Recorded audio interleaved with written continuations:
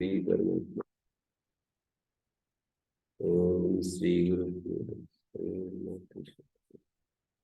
ओम सतोमा सत्यम तमसोमा ज्योतिर्गमय मृत्योर्मा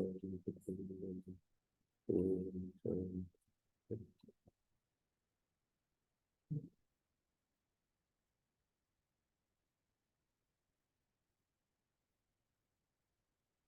ओम श्री गुरुभ्यो नमः।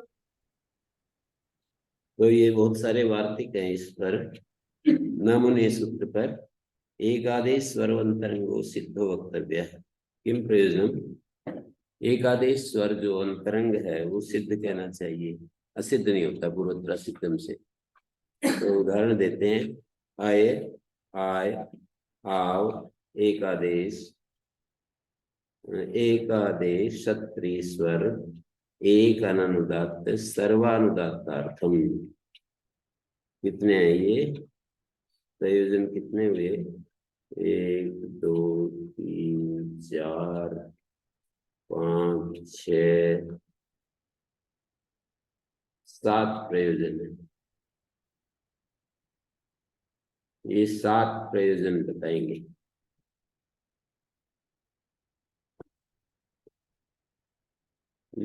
लिख भी सकते हैं, आय अंडरलाइन कर सकते हैं। आय आय आ एकादेश क्षत्रिय स्वर एक अनुदात सर्वानुदात।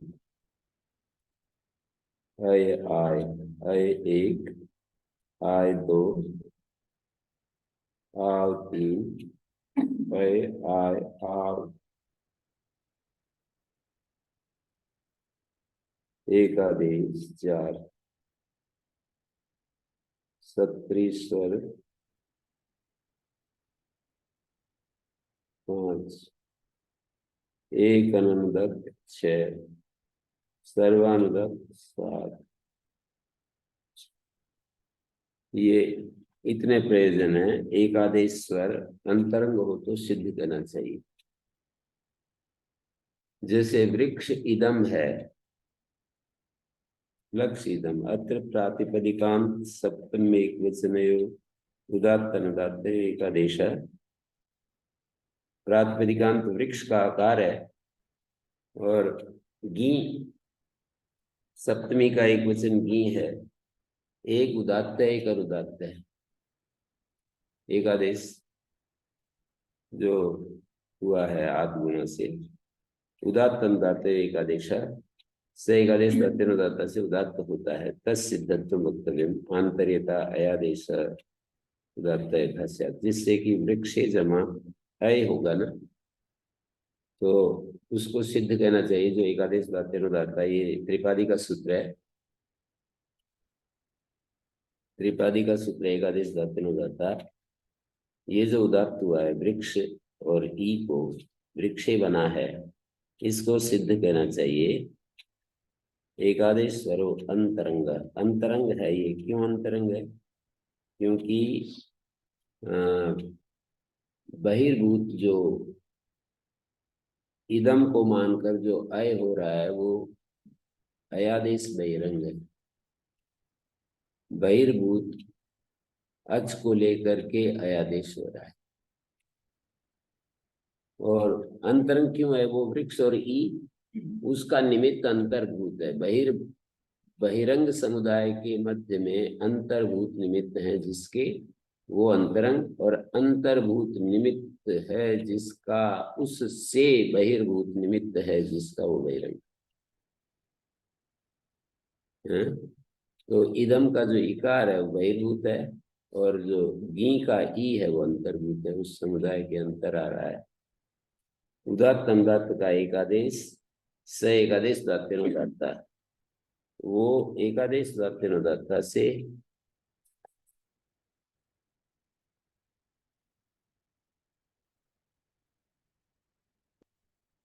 ऐसे हम लिख करके लिख सकते हैं।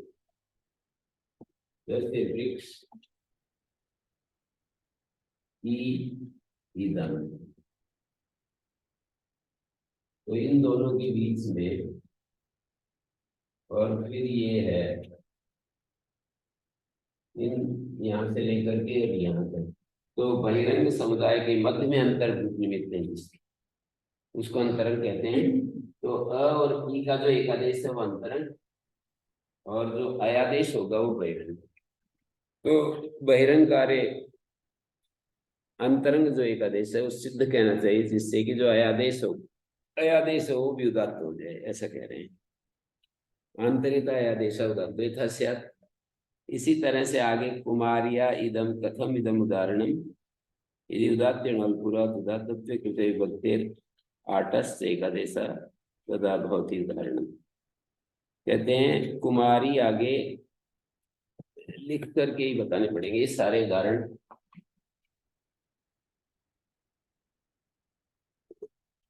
कुमारी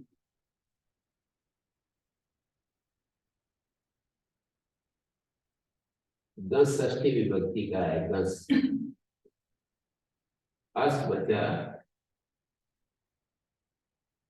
आण नद्या, आठ आगम हो जाएगा, नदी से उत्तर गिन प्रत्यय को आठ होता है, ये आठ हो गया, तय तो चला लंदे हो जाएगा। तुम्हारी इदम आगे है,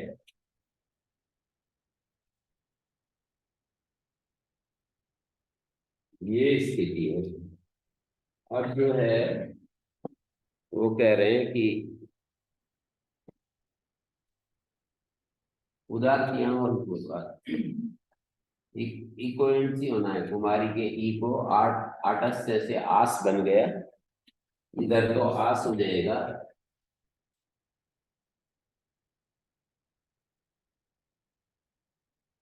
और ये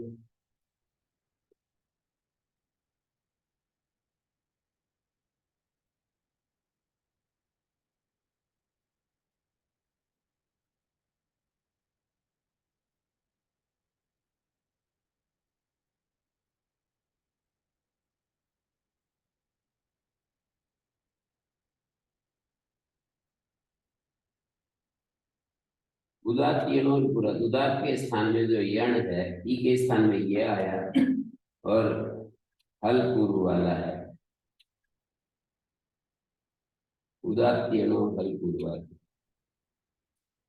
यदि उदात्तत्वे कृते विभक्ति आठस्य एकादेश। विभक्ति और आठ को, ये विभक्ति अस है और ये आठ है, इन दोनों को विभक्ति आठस्य एकादेश कृते।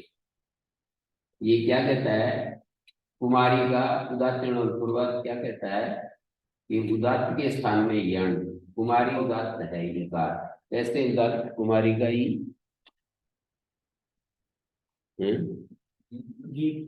गीत तो अनुदात होता है, कुमारी का ही जो अकार लोप, कुमारी का जो इकार लोप अकार लोप हुआ है उसके कारण उदात्त से परे अनुदात्त के कारण लोप होता है, उसको उदात्त निवृत्ति स्वर बोलते हैं। अनुदात्तस्य यत्र उदात्त लोप, जिस अनुदात्त के पर रहते उदात्त का लोप होता है, उस अनुदात्त को उदात्त हो जाता है। तो कुमारी अंतोदात्त है, इसको उदात्त निवृत्ति कहते हैं, अनुदात्त नहीं, उदात्त निवृत्ति स्वर अनुदात्तस्य यत्र उदात्त लोप, यस्मिन् अनुदात्ते उदात्तो लोप्यते तस्य अनुदात्तस्य उदात्तो भवति। जिस अनुदात्त के रहते उदात्त लोप होता है। तो यहाँ पर जो है कुमारी, कुमारी ऐसा बन गया।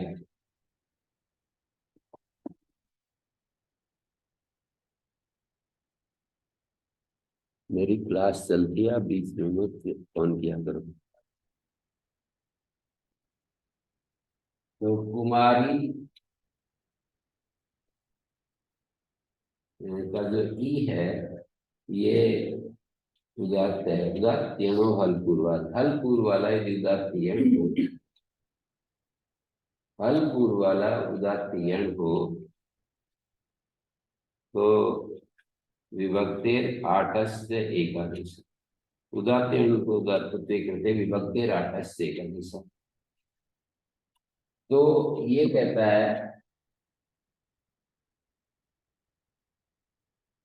उदात्त और पूर्वात हल उदात्त के स्थान में यण हो हलपुर वाला तो व्यक्ति इसको 8 को उदात्त हो गया और फिर ये एक आदेश हुआ मान लो ये अनुदात्त है ये एकादेश दातुन ये उदात्त हो गया है एकादेश दातुन उदात्त। यदि हम ऐसा करते हैं विभक्तेर आटस एकादश तदा भवति उदाहरण अस्तु कृते तत्र एकादश दातुन पूर्वक तनैत तस्येन भवति।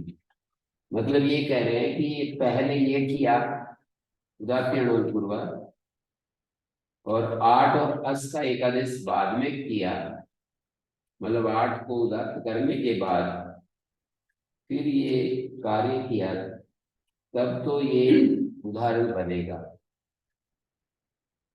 यदि हम इधर एकादेश पहले कर लिया 8 और अस को आस बना लिया 8 तो अभी कोई स्वर नहीं लगा आकाश का वर्ण दीर्घ हो गया है तो ये समझ लीजिए एक प्रकार से इन दोनों को एकादेश होगा और इधर स्वर नहीं लगाया है पहले एकादेश हो गया तो आस जो है वो उदात्त होगा। क्या होगा एकादेश हो गया हाँ एकादेश हो गया अभी कोई स्वर नहीं लगा एकादेश हो गया उदात्त और पूर्वात कहेगा कि उदात्त के स्थान में यण हलपुर वाला हो तो विभक्ति उदात्त होती है तो विभक्ति को ये उदात्त उदात्त और पूर्वात से तो ये उदाहरण नहीं बनती। दो पक्ष है ना 8 और अस का एकादेश आस बनाए और उदात्त और पूर्वात तब उदाहरण नहीं बनेगा। अंतरंग होने से तो 8 और 10 का एकादेश पहले होना चाहिए। हमने दो विकल्प दिए कि यहाँ पर कब ये उदाहरण बनेगा कुमार कुमारी शब्द से जैसे षष्ठी विभक्ति में घस प्रत्यय आ गया 8 आगम हो गया नद्या से और इस परिस्थिति में पहले 2 कार्यों के प्राप्ति में उदात्त और पूर्वात मतलब 8 और अस मूलतः यहाँ पर विचार कर रहे हैं कि 8 और अस के बीच में एकादेश पहले यदि हो और बाद में उदात्त और पूर्वात तब तो उदाहरण नहीं बनेगा। 8 और अस से एकादेश से पहले ही उदात्त और पूर्वात लगा लेते हैं तो आ को अनुदात्त 8 को उदात्त हो जाए और फिर बाद में एकादेश हो तो ये उदाहरण बनेगा ऐसा कहना चाह रहे हैं। कैसे कैसे क्या दिखाना चाह रहे हैं यहाँ पर तो यही दिखाया कि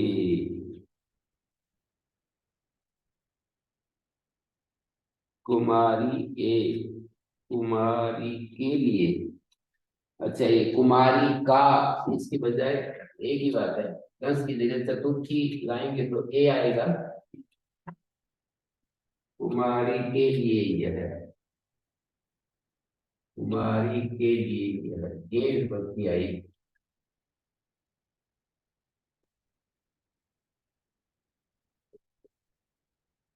और ए बचा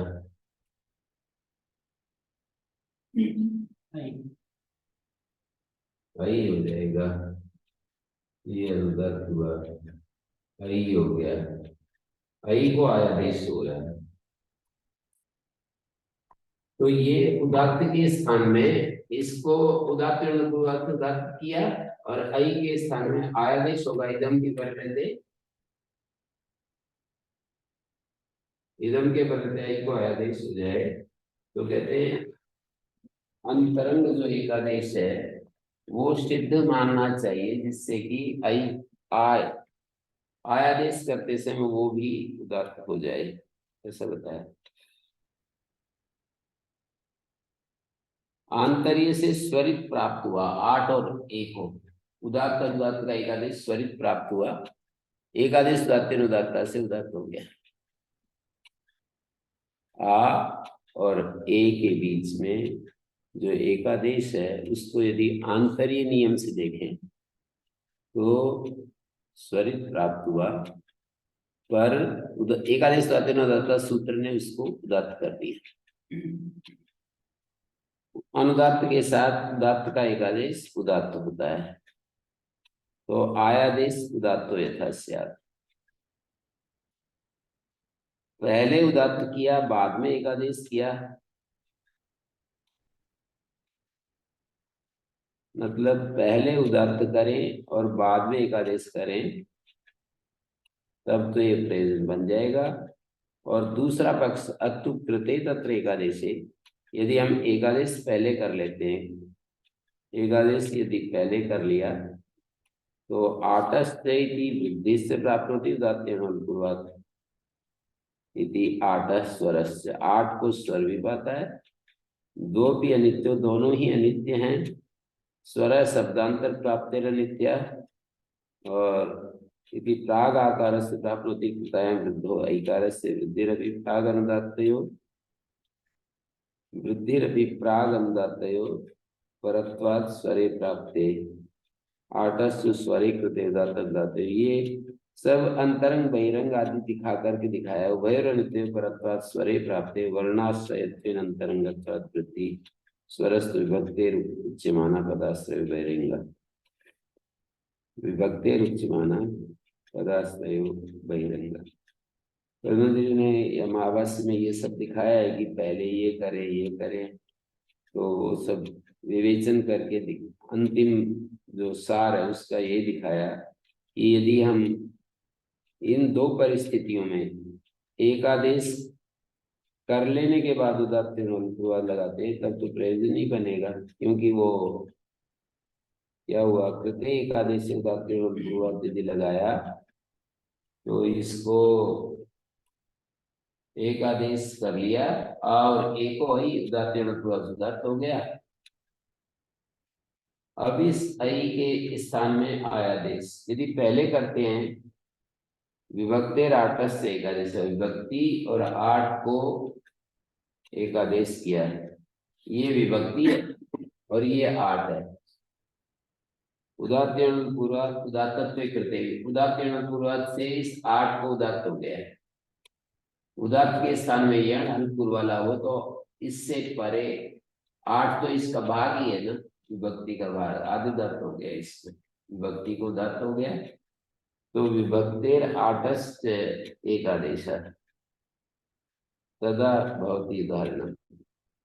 क्या उदाहरण है? एकादेश अंतरंग एकादेश सिद्धो वक्तव्य।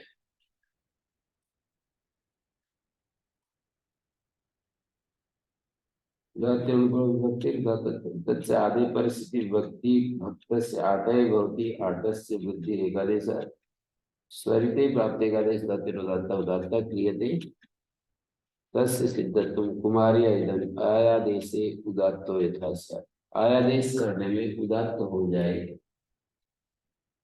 ये जो आई को आयादेश करेंगे ना, ये उदात्त हो जाए, अन्यथा पूर्वत स्वरिता से। यदि ये असिद्ध हो जाए तो आयादेश करते समय ये स्वरित हो जाएगा। उदात्त और उदात्त का एकादेश स्वरित हो जाएगा। चाहते हैं उदात्त तो एकादेश उदात्त और अनुदात्त का एकादेश स्वरित, आंतर्य से देखें तो स्वरित प्राप्त है। स्वरित, स्वरित में क्या होता है? समाहार स्वरिता। उदात्त और अनुदात्त का जो एकादेश होगा वो आंतर्य से तो स्वरित ही होगा। आंतर्य का मतलब स्थानीय जिस तरह का है आदेश भी वैसा ही होगा। स्थानीय के धर्म आदेश में आते हैं। ना तो उदात्त चाहिए, नहीं, समाहार स्वरिता कह रहा हूँ, उदात्त क्यों होना चाहिए? उच्च के साथ बीच मिलेगा दो दिन तो उच्च तो बन ही जाएगा। समाहार स्वरिता नियम जो है ना, पाणिनि ने जो नहीं कोई सूत्र है जो कहता है कि उदात्त और अनुदात्त का एकादेश स्वरित। कह तो रहा हूँ, समाहार स्वरिता, उदात्त अनुदात्त का समाहार स्वरित।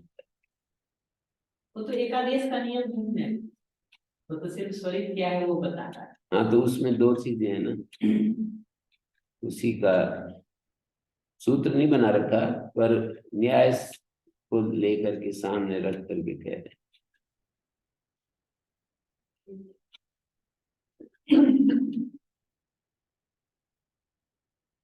और उदात्त उसमें कम है, अनुदात्त ज्यादा है। तो ये भी नियम आप जिस तरह से बोल रहे हैं ना, उसको भी देखोगे तो फिर ऐसा जाएगा कि अनुदात्त होना चाहिए, उदात्त तो नहीं होना चाहिए। स्वरित में कितनी मात्रा उदात्त की और कितनी अनुदात्त की है तो बताया कि आदि की अर्ध मात्रा तस्यादित उदात्तम अर्धरस्सु। ह्रस्व की जो आधी मात्रा होती है वो उदात्त होता है। बाकी ह्रस्व वर्णों में तो हाफ हाफ होता है, दीर्घ वर्णों में हाफ डेढ़ होता है, प्लुत वर्णों में हाफ ढाई होता है। हाफ फिक्स है, बाकी जितना बच गया वो अनुदात। तो ह्रस्व वर्णों में तो हाफ बचेगा, दीर्घ वर्णों में डेढ़ बचेगी, डेढ़ मात्रा बचेगी, प्लुत वर्णों में ढाई मात्रा बचेगी। तस्यादिता उदात्तम अर्धरस्सु। तो यहाँ पर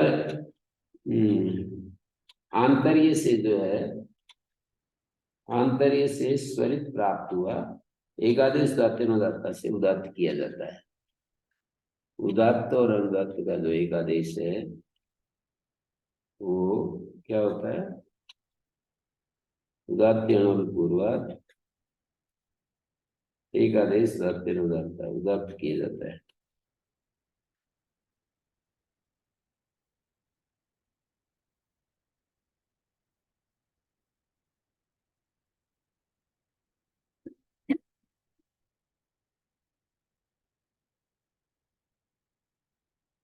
इसमें अंतरंग के सिद्ध रहने से क्या हुआ?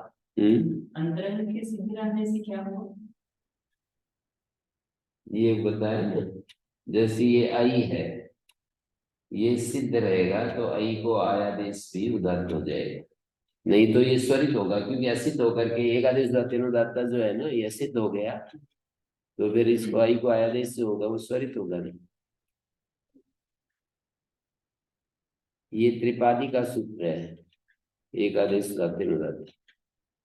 और जो आयादेश है वही जो यवा यवा छठे अध्याय के पहले पास का सूत्र है, तो उसको कह रहे हैं।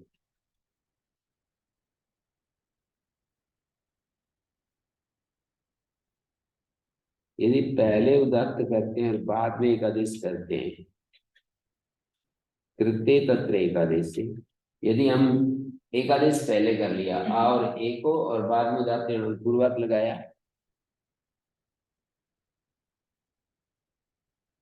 बिल्ली घूम रही है,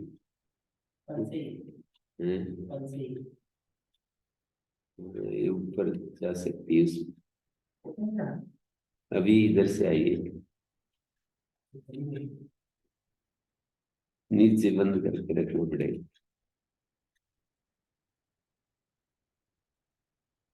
तो अथ कृते तत्र एकादशी उदात्त्यनुल पूर्वात् इति स्वरा तदा नैतदस्य प्रयोजनं भवति।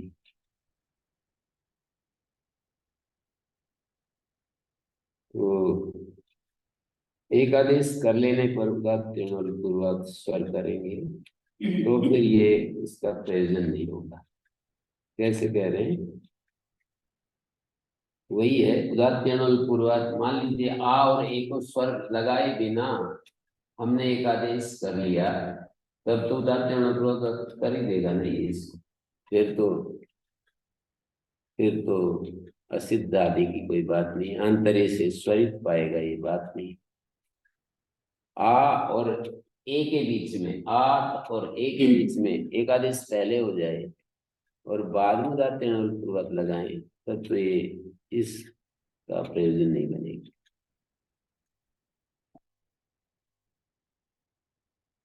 आव आदेश जैसे वृक्ष इदम, वृक्ष आगे औ आगे इदम, वृक्ष तो उदात्त है, औ तो अनुदात्त है। उदात्त अनुदात्त का एकादेश उदात्त हो गया, एकादेश दात्यनुदात्त स्वरित प्राप्त था, वृक्ष बन गया। अब ये सिद्ध कहेंगे तो आवादेश जो है वो स्वरित ना होकर के उदात्त हो जाएगा।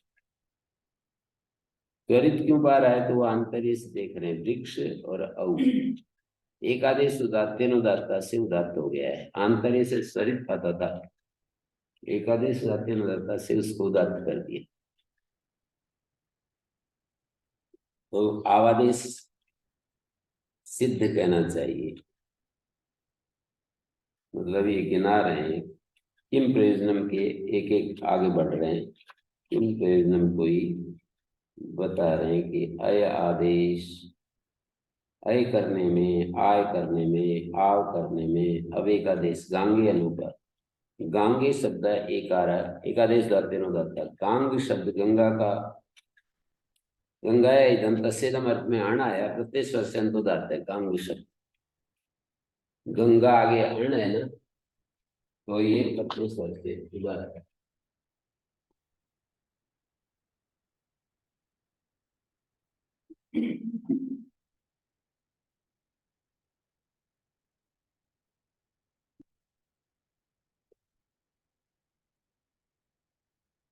गंगा अण है नहीं,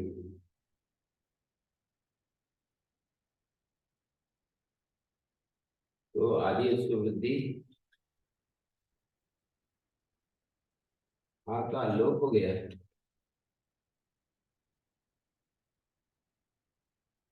गांग बन गया ना, और आगे हो गया ई आएगा, ये प्रत्यय प्रत्यापरस्य आदुदात्त आदुदात्त हुआ ये, तो गांग आगे ई आया, ये उदात्त है, ये अनुदात्त है, इन दोनों का एक आदेश हुआ, गांगी बना,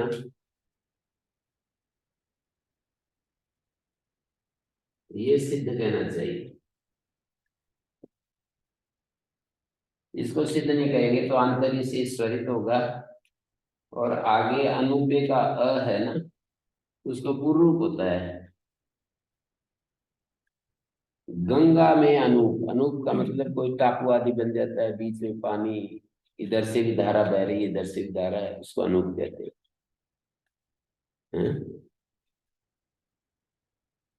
तो गांगी शब्द एकारा एकादेश उदाता तसिद्धत्वा, यह पुनः एगा पदांता दति, गांगे अनुपे में जो एगा पदांता दति प्राप्त है ना, आगे पदांत एग से उत्तर, पदांत एग से उत्तर,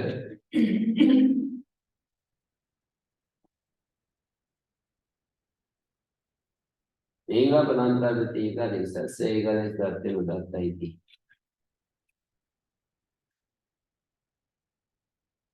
उदात्त के साथ ये उदात्त है, और अनुपे का जो अ है ये सिद्ध है, मतलब ये सिद्ध है, सिद्ध होने से एकांतादति एकादेश से एकादेश करता, अतः स्वरितो अनुदात्त पदार्थ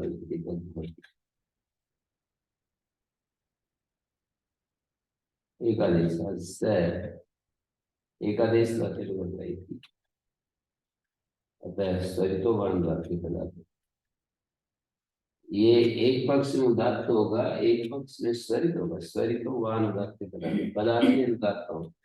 अनूप शब्द का स्वरित देखेंगे ना, अव्यक्त पूर्व पद प्रकृति स्वर प्राप्त था, आपो अनुगतम अनुपम आदि समास हुआ है, आपो अनुगतम इति अनुजमा अप उदनोर देशे, अनु से परे उकारादेश हो गया, अप शब्द को ऊप बन गया, अनुजमा ऊ अकाशवर्ण दीर्घ अनु, उदनोर देश से एक सूत्र है, अनु से परे अप को ऊ आधे परस से अप को ऊ होता है, तो अ को ऊ हो गया, ऊप बन गया। अव्यय पूर्व पद प्रकृति स्वर प्राप्त था, अनूप में अव्यय को पूर्व पद प्रकृति स्वर पाता था। अव्यय क्या है, आदि में अनु अव्यय है, उसको पूर्व पद प्रकृति निपाता था। फिर वो एक सूत्र आया छठे अध्याय के दूसरे पाठ में, अनोर प्रधान कलिय से उत्तर पद अंतोदात हो गया, उत्तर पद अंतोदात हो गया तो शेष निघात से ये निकाल देगा। अनूप शब्द जो है ना, अनु और अप ऋक पूर्वधु पता मानक से, ये अप प्रत्यय, ऋक पूर्वधु पता मानक से अप्रत्यय, और अनु से परे अप को ऊप हो गया,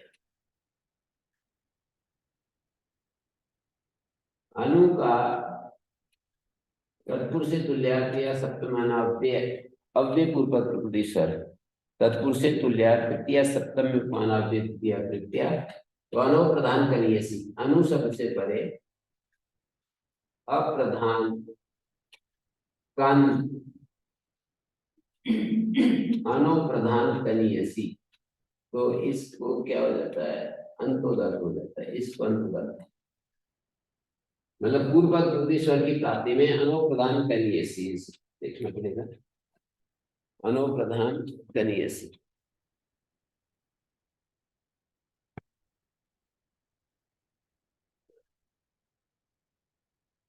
पर 6-2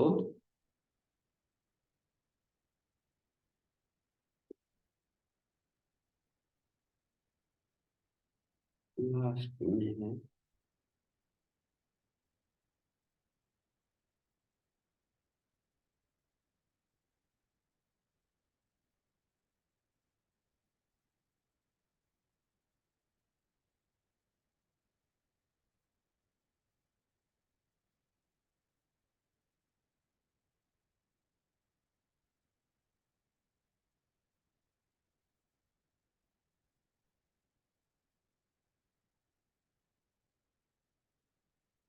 एक 189 नंबर सूत्र है ये, अनोप्रधान कनीयसी।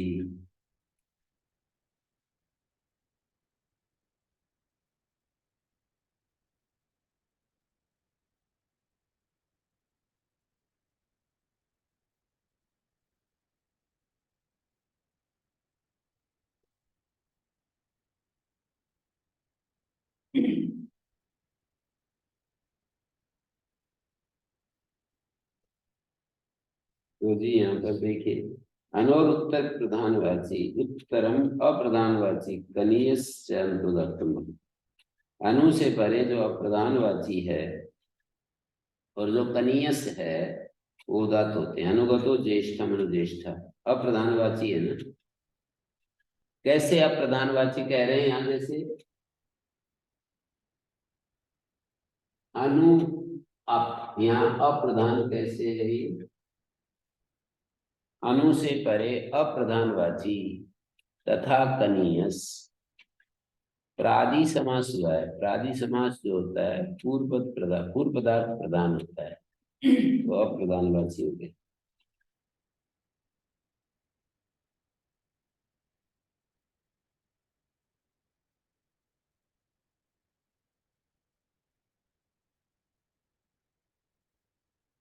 मतलब अनोर अप्रधान कनीयसी सूत्र पर लिखा है, अनोर उत्तरम अप्रधानवाची पूर्व पदार्थ प्रधान प्रादि समास, अनुगत है कनीया अनुकनीया, ये उत्तर पदार्थ प्रधान है। कनीयस को अलग से क्यों पढ़ा, अनुगत कनीयान, यहाँ उत्तर पदार्थ प्रधान है, और अनुगत ज्येष्ठम या अनुगत अपह, तो फिर अनु प्रधान हो गया। जैसे अतिक्रांत खट्वाम यदि कहेंगे तो अत्यर्थ की प्रधानता है, अनुगत खट्वाम। निष्क्रांता को शाम्या कहेंगे तो निष्क्रांत अर्थ की प्रधानता है, लेकिन प्रगता आचार्य प्राचार्य आचार्य उत्तर पदार्थ प्रधान है। वो देखना है कि क्या कहना चाह रहे हैं हम समास में। जैसे प्रकृष्ट आचार्य या प्रगत आचार्य कहेंगे तो आचार्य उत्तर पदार्थ प्रधान है, और यदि हम कहें अतिक्रांत खट्वाम अतिक्रांत मालाम तो अत्यर्थ की प्रधानता है, क्रांत अतिक्रांत मालाम अतिक्रांत खट्वाम, निष्क्रांत कौशाम्ब्या। जो प्रादि समास होता है वो सारा का सारा ही पूर्व पदार्थ प्रधान होता है, सब बात नहीं है। जो प्रथमांत के साथ समास होगा ना, जैसे प्रादय नहीं, प्रकृष्ट आचार्य प्राचार्य, तो यहाँ प्र के अर्थ की प्रधानता नहीं है, आचार्य के अर्थ की उत्तर पदार्थ प्रधान है। लेकिन निष्क्रांता कौशाम्ब्या, कौशाम्बी का अर्थ प्रधान नहीं है, कौशाम्बी से निकल गया जो वह प्रधान है। अतिक्रांत घटवाम, तो ऐसे ही यहाँ पर भी अनु और आप का समास हुआ ना, तो इसमें भी यही बात है। प्रादि समास पूर्व पदार्थ प्रधान है यहाँ, और इसलिए आपो अनुगतम अनुपम प्रादि समास।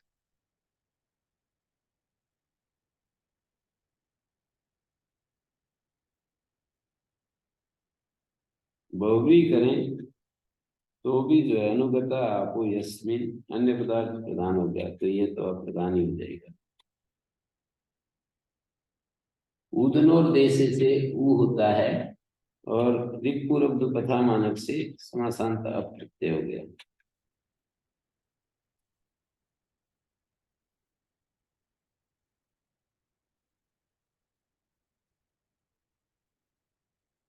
पतंजलिकार ने अनूप में प्रादि समास माना है, न्यासकार ने अनूप में बहुव्रीहि माना है। अनुगता आपो यस्मिन इति अनूप, और उन्होंने कहा अपो अनुगतम, आपो अनुगतम, अनुगतम आप इति। आपो अनुगतम दिया है न्यास में, या जी अपो अनुगतम दिया है? हमको आपो अनुगतम दिया है या अपो अनुगतम दिया है? अनुगता आपो यस्मिन। ये तो न्यास में है, पद्मंजलि में। पद्मंजलि नीचे वाली टीका जो है ना, उसमें देखो आपो अनुगतम इति प्रादि समास है। आपो अनुगतम दिया है, अपो अनुगतम। आपो अनुगतम अनुपम इति प्रादि समास। हम्म,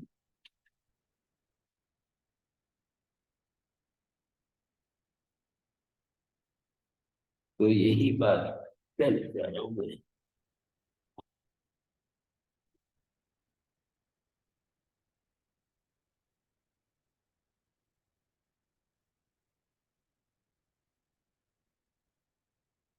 गांगे अनुपेति गांगे शब्दे एकार, एकादेश उदात्ते अनुदात्ता इति उदात्ता तस्य सिद्धत्वात् यह पुनः एगा पदान्तावति एकादेशः स एकादेश उदात्ते अनुदात्ता अतः स्वरितो अनुदात्ते पदादो इति दत्तम्। ये दिखाया कि एगा पदान्तावति से एकादेश होता है यहाँ गांगे में। एगा पदान्तावति एकादेश हुआ है, और अनूप के आकार को पूर्व हुआ है, और अनूप का स्वर क्या है? अंतोदात हो गया ना, अनूप प्रधान कनीय सी अंतोदात हो गया अनूप। ये अनूप, ये उदात है, ये अनुदात है। अब एकादेश करते हैं उदात का। अनूप में अप्रत्यय हुआ है ना, तो अनोर प्रधान कनीय सी उदात हो गया है। ये प्रत्यय स्वर से भी उदात प्राप्त है, तो क्यों करने पड़ रहा है? प्रत्यय स्वर से प्रत्यापरस्य उदात होता है, लेकिन यहाँ करने से पड़ रहा है कि अनु अव्यय पूर्वक प्रत्यय स्वर प्राप्त है। अव्यय पूर्वक प्रत्यय स्वर प्राप्त था, तो अनु से परे अनोर प्रधान करिए सी, जो अप्रधान है, ये अप्रधान है, इसको अनुदात हो, इसलिए करना पड़ेगा। तो ये उदात हो गया, तो अनूप आगे ई आया है, ई आएगा सप्तमी में, तो ये अनुदात है। इन दोनों का एकादेश जो है वो अनूपी जो बनाएंगे, तो एकादेश लाते हैं उदात हो जाएगा।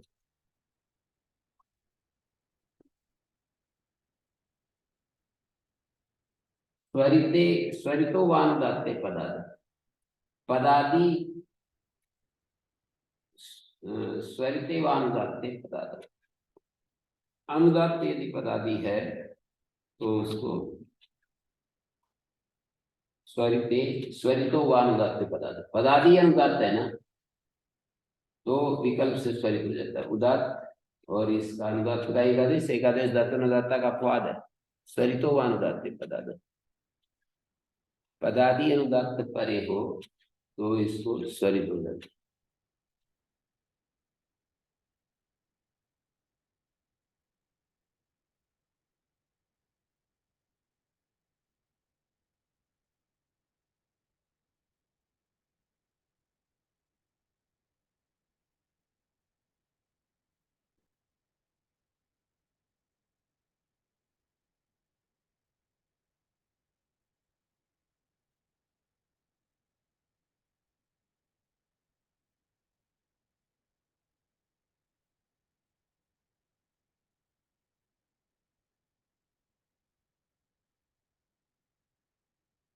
सप्तरी स्वर देखिए, यहाँ पर पता चल गया ना, ये जो गांगे और अनुपे को, ये जो एकादेश है ना, ये इसको सिद्ध कहना चाहिए। सिद्ध कहने से गांगे अनुपे भी क्या होगा, स्वरितो अनुदात्त पदार्थ, एक बार स्वरित रहेगा, एक बार उदात्त।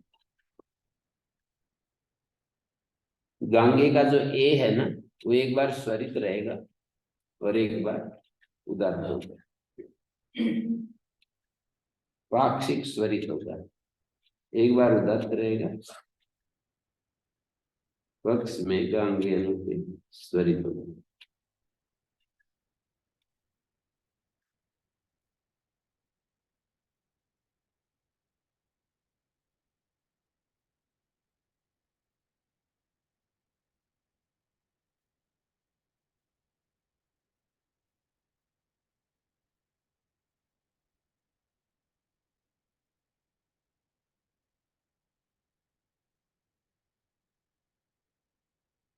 तत्री स्वर पर आ जाओ। इन सूत्रों को त्रिपादी में क्यों लाए हैं गुरुजी, जब सिद्धि करना है तो कुछ जगहों पर सिद्ध रहता होगा इसलिए। ये वार्तिक बना तो दिया, सिद्ध कहना चाहिए। नहीं, मैं वही पूछ रहा हूँ कि इसमें इसमें लाने से ही तो ये असिद्ध हुआ है, त्रिपादी में लाने से। हाँ, तो कई जगह असिद्ध चाहिए, कई जगह असिद्ध चाहिए इसीलिए हम्म, स्वर में। हम्म।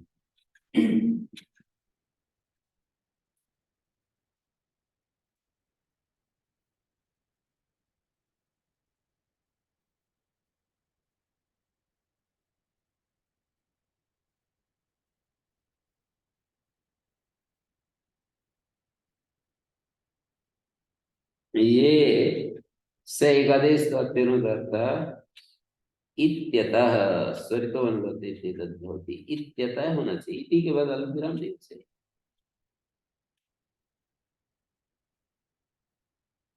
मूल का शिकम इति के बाद कॉमन। कोम क्यों, एकादेश तत्तेनुदात्ता इत्यतः स्वरितो अनुदात्ते पदार्थ इति हेतु। हाँ, इति के बाद कॉमन लिखा है, फिर है अतः स्वरितो व अनुदात्ते पदार्थ। अतः इस हेतु से प्रबंधनी में तो स उदात्तेनुदात्ता इत्यतः इति पाठ, इत्यतः ऐसा पाठ।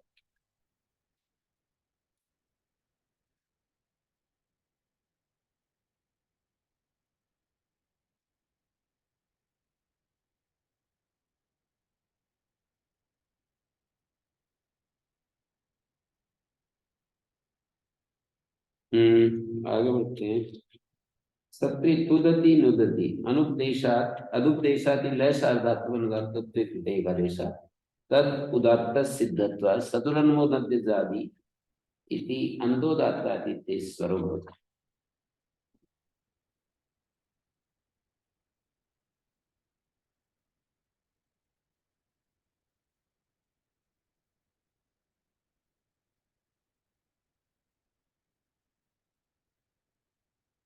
अदुपदेशात् लय सार्धात्व अनुदात्तत्वे कृते एकादेशात् तद उदात्त सिद्धत्वात्, उदात्त के सिद्ध होने से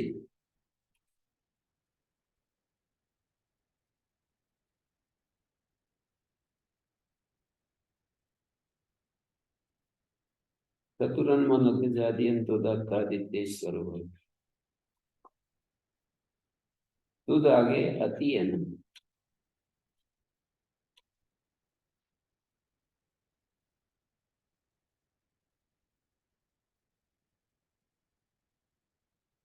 उदती नुदती अनुदेशाति लय सार धातु अनुदातत्वे कृते एकादेश तदुदात्तस्य सिद्धत्वात् चतुरन्मुनते जाति अंतोदात्ता इत्येश्वरो भवति।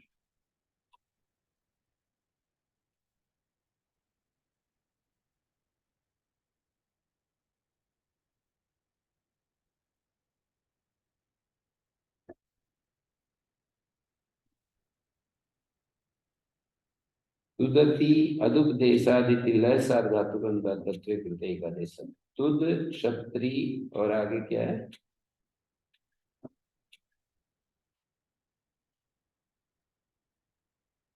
तुदादिभ्यश्च है। तुदति नुदति, तो यहाँ पर नुद धातु है, नद्य जातु सतुरन्मुनद्य सर्वभवति अंतोदात्ता की अनुवृत्ति आ रही है। अनुम नुम रहित जो सत्री प्रत्यय उससे अंतोदात्त से परे नदी और अजादी विभक्ति उदात्त होती। तो यहाँ पर सत्री स्वर जो गीप है इसको उदात्त करना है, अंतोदात्तात की अनुवृत्ति आ रही है। तो तुदत में एकादेश स्वर को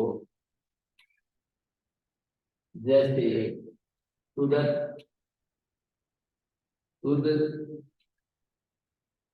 शय प्रत्यय का है, ये शय प्रत्यय है और आगे अत है। आछी नदी और नुम आगम नहीं हुआ, जिस पक्ष में नुम नहीं हुआ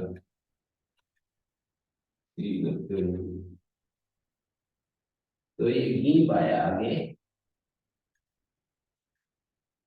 गी करे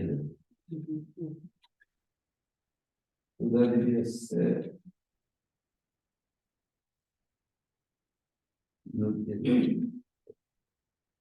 तो यहाँ अ और ए का एक आदेश हुआ है। तो तुदत नुम रहित जो सत्री प्रत्यय उससे उत्तर गी नद्य जाति इसको उदात्त होता है। अंतोदात्त से परे, ये अंतोदात्त से परे दिखाया है, इससे परे इसको उदात्त होता है। मतलब इससे परे ये तो हट जाएगा, सतिशिष्ट ये स्वर ठहरेगा। चतुर्न्मोदन्त जाति अंतोदात्ता पित्तेश्वर भवति। तो यहाँ पर अनुमय की प्रतिषेध हो जहाँ पर एकादश स्वर सत्री स्वर से एकादश स्वर जो है ना, सत्री का जो स्वर है चतुर्न्मोदन्त जाति सत्री स्वर सीखा नहीं सनुतम सत्यंतम किंचित एकादश स्वरमंतरेण अंतोदात्तम सनुतम नहीं सनुतम नुम सहित सत्यंतम किंचित एकादेश स्वर मंत्रेण अंतोदात्त। एकादेश स्वर के बिना अंतोदात्त मिलेगा नहीं, नुम सहित भी हो सत्यंत हो, एकादेश स्वर के बिना अंतोदात्त मिलेगा। तो अनुम प्रतिषेध यहाँ पर क्या है? एकादेश स्वर सत्री स्वर, जो एकादेश स्वर है वो सत्री स्वर में, मतलब ये प्रयोजन नहीं रहेगा ज्ञापक से सिद्ध कर रहे हैं। जो अनुम प्रतिषेध है ये ज्ञापक करके और ये प्रयोजन को निरस्त कर रहे हैं। जो वार्तिक था ना एकादश स्वरांतरंगा सिद्ध वक्तव्य जो कह रहे थे उस प्रयोजन को हटा रहे हैं। अनुमिति प्रतिषेध का प्रयोजन है तो दंती नुदंती आदि में आच्छी नद्य और नुम जैसे नुम करने पर सनुम उदात्तत्व मालूम, सनुमा उदात्तत्व मालूम। जो तुदंती उदाहरण है नुम सहित को उदात्त न यदि से सत्री स्वरे एकादेश स्वर असिद्ध स्यात्। सत्री स्वर के विषय में यदि एकादेश स्वर असिद्ध हो जाए तो प्रतिशत व्यर्थ हो जाएगा, नुम प्रतिषेध व्यर्थ हो जाएगा। यस्माद एकादेश स्वर मंतरे एकादेश स्वर के बिना सत्री प्रत्यय को अंतोदात्त नहीं मिलता। तो इस प्रतिषेध से जाना जाता है कि एकादेश स्वर सिद्ध है। नैकादेश्वरमन्तरेण सत्यन्तं सनम्भुं किञ्चिदन्तर्गतमस्ति तस्मादनुमयप्रसिद्धं ज्ञापयामि। दो और बच गए।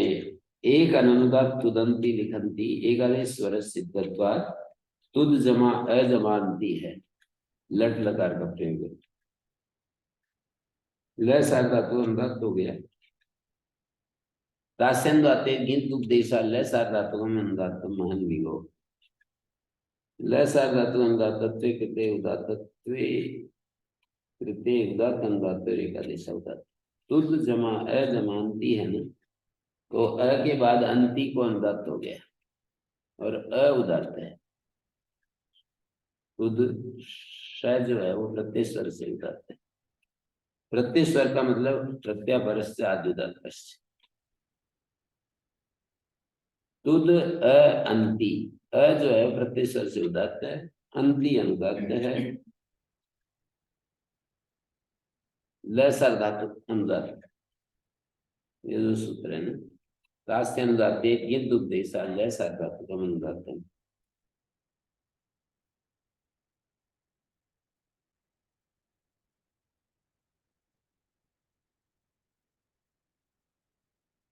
तो यही बता रहे एकादेश स्वर सिद्धत्वा तेन अनुदात्तम पदम एक वर्जमानता भवति। फिर उससे एकादेश स्वर अनुदात्तम पदम एक वर्जन सपाद सप्ताध्यायी का है, छठे अध्याय के पहले पाद का है, और ये हुआ है इधर एकादश एकादश अनुदात्ता इधर का है, त्रिपादी का है, तो ये सिद्ध रहेगा तो उसको मान करके वर्जमानता बन जाएगी। अनुदात्तम पद में एक वर्जम अपना कार्य कर सकेगा जब ये ऐसा रहेगा तो।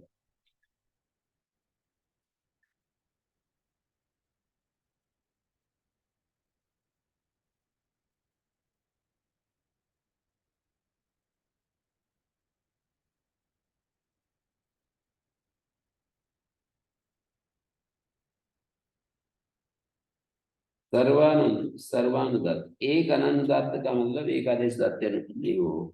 एक अनुदात अनुदात का मतलब होता है एक जिसमें एक अनुदात शब्द का अर्थ होता है एकम वर्जित परिशिष्ट से यद अनुदातत्वम तद एक अनुदात।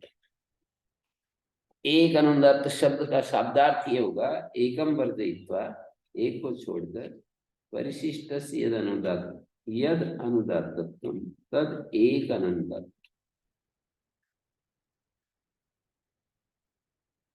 एक अनुदातत्वम ऐसा भी पाठ मिलता है, एक अनुदातत्वम पाठ भी मिलता है।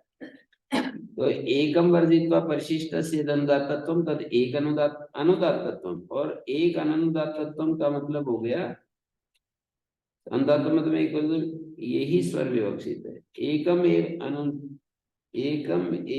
अनुदात्तम अन्यत् सर्वमुदात्तम सिद्धम तु एक अनुदात्तत्वात्। बात वही है, एक अनुदात।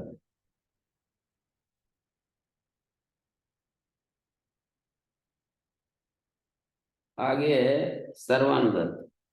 ब्राह्मण स्तुदंती, यहाँ पर स्तुदंती में ये हो रहा है ना, ब्राह्मणा लिखंती एकादेश स्वर सिद्धत्वात्। एकादेश स्वर सिद्ध होता है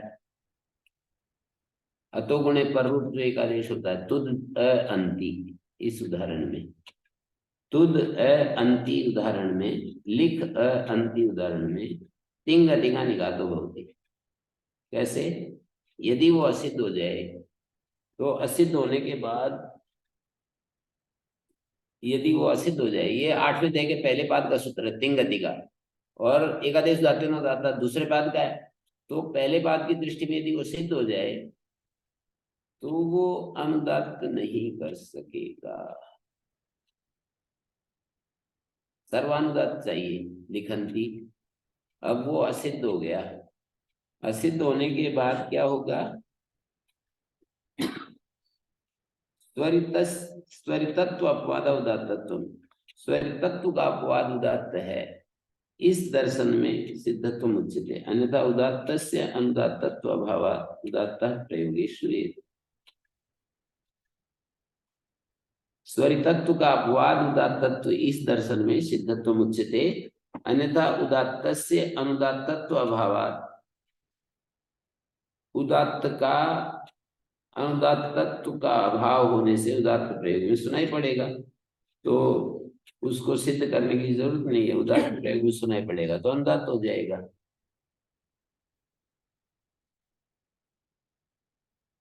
पश्चात एकादेश स्वर से तस्य मध्योदात्तता प्रसिद्धि, मतलब सिद्ध नहीं कहेंगे तो पश्चात एकादेश स्वर से, बाद में एकादेश स्वर होगा और बाद में एकादेश स्वर होगा तो ये स्थिति बनेगी तुदंती। देखिए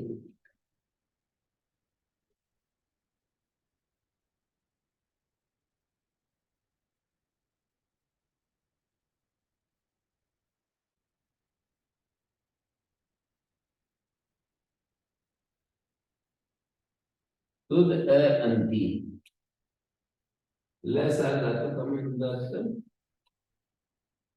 और ये उदात्त है। अब ये अ और अ को एकादेश हुआ है। ब्राह्मण स्तुदंती, टिंग रिंगा लगाना है।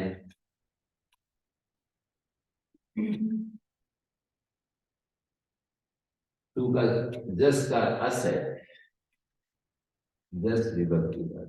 ब्राह्मण स्तुदंती, यहाँ सर्वानुदात चाहिए, टिंग रिंगा। अब एकादेश इन दोनों का एकादेश होता है, इसको सिद्ध कहना चाहिए।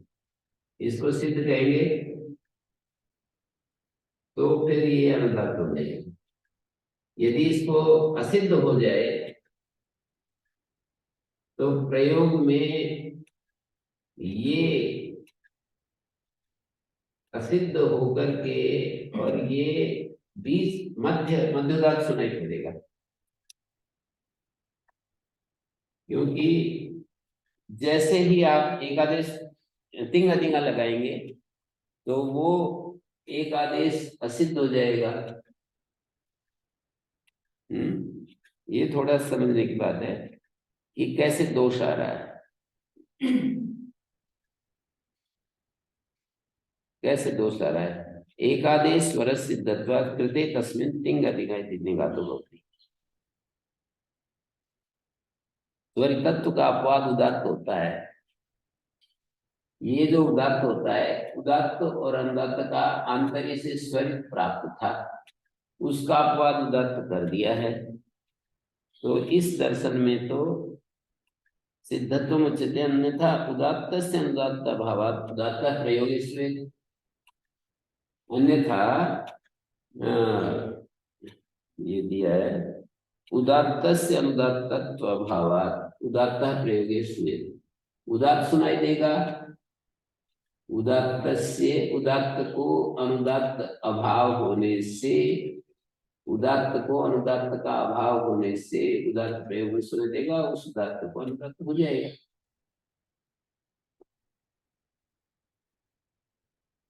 ऐसे लगता है ये थोड़ा समझ में नहीं आ रहा होगा।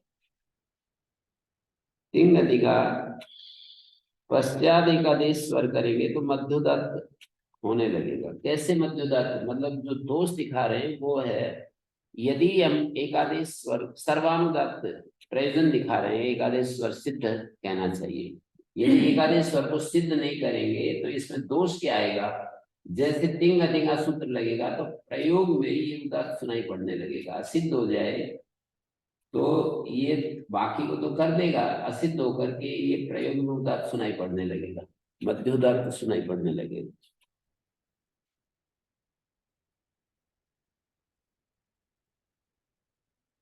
और ये इन्होंने कहा कि अंतरंगे वचनात् बहिरंग से सिद्धत्व में होती, पचती जमा इति है, इति निपाता जुदाता, इन दोनों में अंतर है। पचती और ये तो पचती ऐसा स्वर है और आगे इति है और इति ऐसा है, तो ई और ई को एकादेश हो रहा है। ये बहिरंग है, यस्तु बहिरंग बहिरंग से सिद्धत्व में भवति, तो पचति इति और प्रपचति इति तिङि चोदात्पत्ति गति निघातो न भवति। उदात्तवान तिङ के परे रहते तिङि चोदात्पत्ति इति सतो विपादत्वादादुदात्ता अत्र बाह्य पदापेक्षत्वाद एकादेशस्य बहिरंगत्वात् बहिरंगत्वात् तत्स्वरूप बहिरंग तस्य सिद्धत्वात् तेन वर्जमानता न भवति। इसको लेकर के वर्जमानता नहीं होती है। ये ई और ई को दीर्घ हुआ, इसको लेकर वर्जमानता मतलब फिर ये भी घट हो जाएगा, नहीं ये अनुगत हो जाएगा। इसको लेकर वर्जमानता हो तो ये भी अनुगत हो। इसको लेकर के अनुदात्तम पद में एक वर्जन नहीं लगता है। इस एकादेश स्वर जो दीर्घ हो रहा है ये तो असिद्ध ही हो जाएगा। असिद्ध हो जाएगा तो अलग अलग दिखेगा।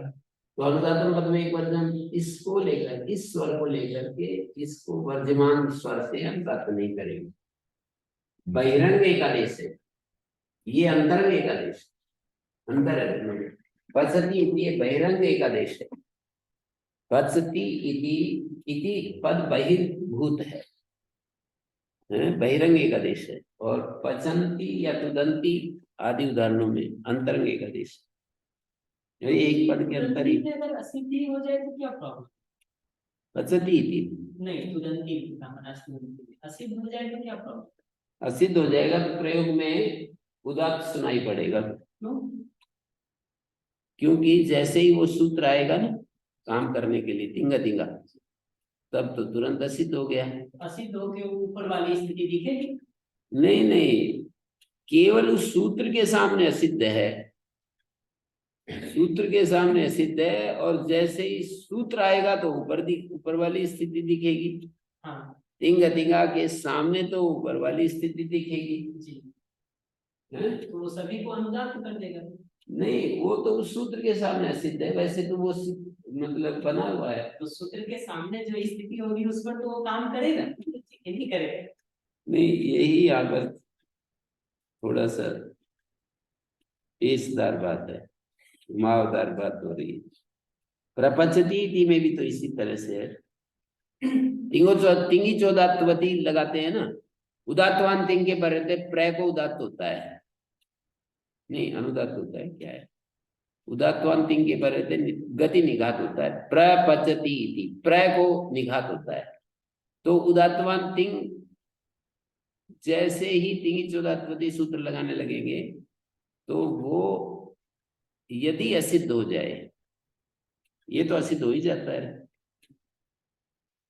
बहिरंग से सिद्धत्वात् प्रपचति इति में प्रय को निघात नहीं होता, असिद्ध होने से नहीं होता है। प्रपचति प्रय, मान लीजिए प्रपचति इति ऐसा हम बोलते हैं, प्रपचति इति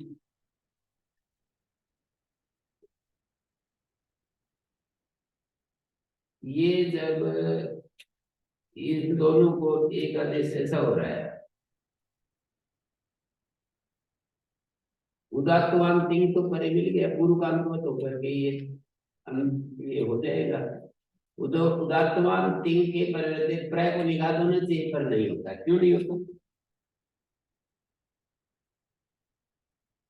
ये असिद्ध हो जाएगा। असिद्ध हो जाएगा तो ती अनुदात्त दिखेगा। ये तो ठीक है, हाँ? ये तो ठीक, ये अनुदात हो जाएगा तो अब ये नरात्मक पद एक बार जब लग ही नहीं सकता है।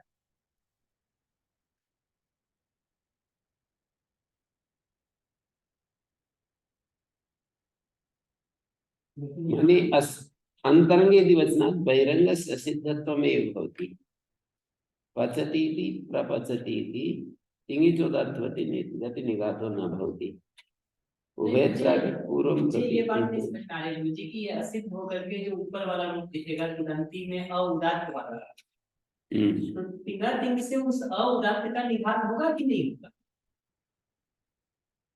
तुदंती में पूर्वं प्रति अंतवत् भावात्, ये सिद्ध, ये तो सिद्ध बता रहे हैं ना। सर्वानुदात्त एकादेश स्वर सिद्धत्वात् कृते तस्मिन् तिंग तिंगा निघातो बोलते हैं। ब्राह्मणा स्तुतंती में सिद्ध होने से और तिंग अधिका निघात हो जाएगा। ये सिद्ध एकादेश स्वर जो है ना सिद्ध रहेगा, सिद्ध रहने से अनुदात हो पाता है। यदि असिद्ध, ये तो मैं पूरा समझ गया। हम्म मेरा प्रश्न यह है कि ये अगर सिद्ध नहीं रहता, हम्म तुदंती ऊपर वाला ही रूप दिखता हम्म तुदंती का, तो उस आकार जो उदात्त दिख रहा है उसको अनुदात्त नहीं करेगा क्या? हाँ वही कह रहे हैं, क्यों नहीं करेगा? कह तो यही रहे हैं कि एकादेश स्वर सिद्धत्वा कृते तस्मिन् तिंग अधिका इति निघातो भवति। ये तो समझ गया, मुझे ये नहीं समझ में आ रहा है कि अगर पहली स्थिति ही दिखे तो क्यों नहीं उसको अनुदात्त कर देगा? समस्या तो हम तब मान रहे हैं ना जब हम ये मान रहे हैं कि पहली स्थिति में वो अ जो है उसको अनुदात्त नहीं कर पाएगा, निघात नहीं कर। उदात्त को अनुदात्त का अभाव होने से प्रयोग में उदात्त सुनाई देगा। पतंजलि ने एक पंक्ति लिखी है यहाँ, ब्राह्मणा स्तुतंती अत्रापि स्वरितत्व अपवाद उदात्तत्वम्। स्वरित का अपवाद उदात्त है, इस दर्शन में सिद्धत्व उच्यते। यदि ये दर्शन नहीं है तो अन्यथा उदात्त से अनुदात्तत्व अभाव उदात्ता प्रयोगे श्रूयेत और तस्य अनुदात्तत्व भविष्यति। जो आप कह रहे हो वो बात हो जाएगी। मतलब अलग अलग दो दर्शनों को पकड़ करके, दो दृष्टियों को पकड़ करके ना अपनी बात कह रहे हैं। जो आप कह रहे हो ना वो उसमें प्रयोजन नहीं बनेगा। आप कह रहे हो उदात्त सुनाई देगा, उदात्त सुनाई देगा तो फिर वो अनुदात्त कर देगा। आपका यही कहना है कि उदात्त सुनाई देगा, उदात्त सुनाई देगा तो अनुदात्त कर देगा।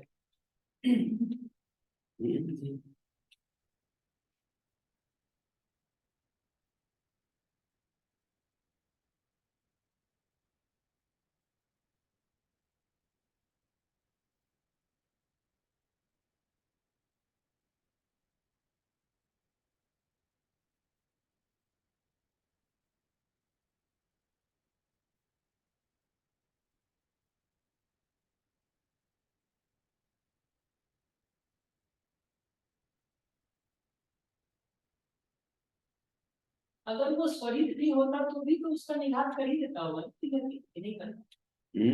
फिंगर थिंग स्वरित का निघात करता है कि नहीं करता? वही कह रहे हैं कि यदि उदात्त सुनाई दे तो अनुदात्त कर सकता है। स्वरित को क्या करता है? स्वरित को नहीं करता, नहीं करता। खाली स्वर होना,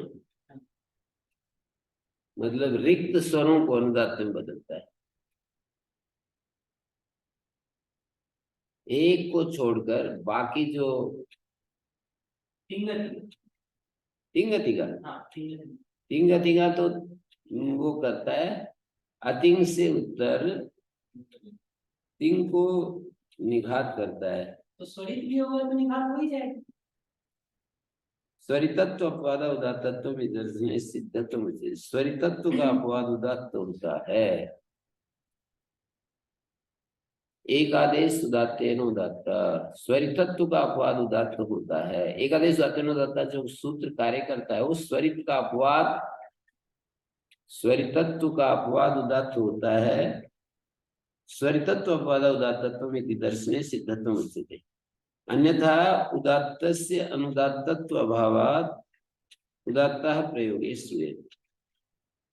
उदात्त का अनुदात्तत्व का अभाव होने से उदात्त प्रयोग में सुनाई देता।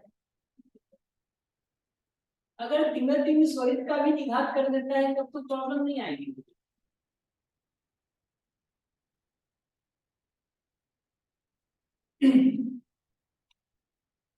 मतलब हमें सिद्ध क्यों करना पड़ रहा है जी। तो एकादेश स्वर सिद्धत्वात् कृते तस्मिन् तिंग अधिका निघातो भवति। एकादेश स्वर के सिद्ध होने से सिद्ध रहेगा तो ये क्या रहेगा? सिद्ध रहेगा तो तुदंती में उदात्त रहेगा, यही कहेंगे जी, उसको निघात कर देगा। हाँ, पर इसी से मुझे दूसरा वाक्य बनता है कि इसका मतलब अगर असिद्ध रहेगा तो फिंगर निघात नहीं कर पाए। हाँ, तभी तो ये बात हो रही है। हाँ। तो अगर असिद्ध स्थिति ऊपर वाली दिख रही है तो उसमें फिंगर क्यों नहीं दिखा? तिंग निघात अगर वो अउदात्त दिखेगा तो निघात कर ही देगा। अगर उसके पहले मान लेते हैं कि स्वर नहीं दिया है और वो स्वरित स्वर की संभावना है बिना वो सूत्र लगाए हुए, तो ये देखना चाहिए कि स्वरित को तिंगल तिंग निधान करता है कि नहीं करता है। तब तो देता होगा, कुछ लगता है, पता नहीं।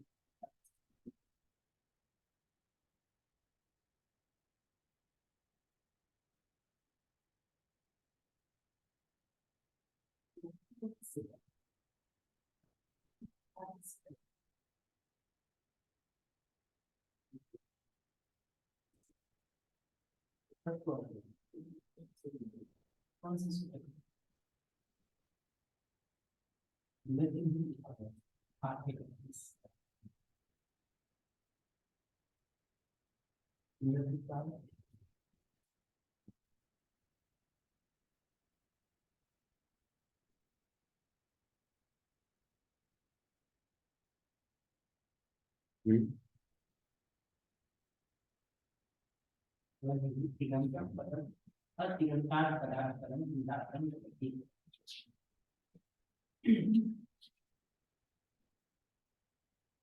ये तो कुछ नहीं कह रहा है, ये तो स्वरित को भी अंतर करता है।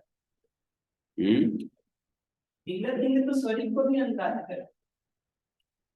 हम ये मान लें कि उसको स्वर मिला ही नहीं है, बाद में आके स्वर मिलेगा, तब तक तो बात हो सकती है। इन्होंने पर प्रदीप ने लिखा है महाभाष्य में इस उदाहरण पर, उदात्त अनुदात्त का एकादेश एकादेश दत्तिनो दाता तो दंती तत्सिद्धत्वोक्तम वर्जमानता यथा स्यात्। एक अनुदात्त की बात आई, एक अनुदात्त में ठीक है, उदात्त अनुदात्त का एकादेश तो दंती उसको सिद्ध कहना चाहिए कि उसको लेकर के वर्जमानता हो जाए हैं। एक अनुदात्त ग्रहण अनुदात्तम पद में एक वर्जम सूत्र लक्षित हो रहा है। तुदंती विकर्ण उदात्तो ल सार्धात्मकम अनुदात्तम, इस पर लिख रहे हैं प्रदीप। ये जो उदाहरण है ना कि विकर्ण उदात्त है ल सार्धात्म अनुदात्त है, तद उदात्त अनुदात्त एकादेश स्वर से धातु स्वरे असिद्धत्वात् शेष निघात प्रसंगात धातोरपि अनुदात्तत्वं स्यात्। उदात्त अनुदात्त तत्र उदात्त अनुदात्त एकादेश स्वर से धातु स्वरे असिद्धत्व, जब धातु को अनुदात्त करते हैं ना तो ये जो एकादेश है असिद्ध हो जाएगा ना, त्रिपादी का कार्य है, त्रिपादी का कार्य है, तो असिद्ध हो जाएगा। असिद्ध हो जाएगा तो शेष निघात प्रसंग, असिद्ध हो जाएगा तो शेष निघात नहीं हो सकता।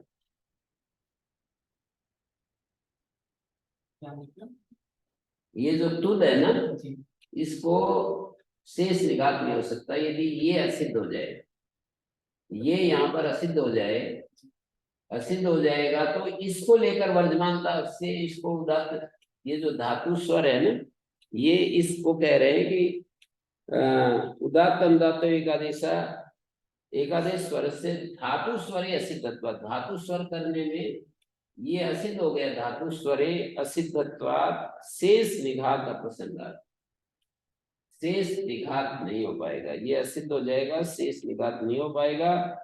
धातोरपि अंतोदात्त से, धातु को भी अंतोदात्त हो जाएगा। ये उदात्त और ये भी फिर उदात्त सुनाई पड़ने लगेगा। जैसे ही हम वो करने लगेंगे, वर्जमान करने लगे तो असिद्ध हो गया, धातु स्वर करने में ये असिद्ध हो गया ना, तो इसका उदात्तत्व ये असिद्ध हो जाएगा। मतलब उदात्त अनुदात्त का जो एकादेश, एकादेश स्वर से धातु स्वर असिद्धत्वात्, एकादेश स्वर धातु स्वर के प्रति असिद्ध हो जाएगा तो शेष निघात नहीं हो पाएगा। शेष निघात धातोरपि अंतोदात्तत्वं स्यात्, न च उदात्तत्व असिद्धत्वे विस्वरितेन वर्जमान स्वरे भविष्यति सत्यं सिद्ध्यति यदा तु स्वरितस् उदात्तता भवति। इसमें भी एक पक्ष है कि स्वरित को उदात्त होता है, यदा तु स्वरितत्व अपवाद उदात्ता पक्ष। अच्छा, दो पक्ष हो गए, एक तो स्वरित को उदात्त होता है और एक स्वरित का अपवाद उदात्त होता है। अपवाद में तो स्वरित आने तक की प्रतीक्षा नहीं होती है, कि पहले स्वरित बनेगा फिर उसको उदात्त होगा। स्वरित के स्थान में उदात्त होता है ये एक पक्ष है, और स्वरितत्व का अपवाद उदात्त होता है ये एक पक्ष है।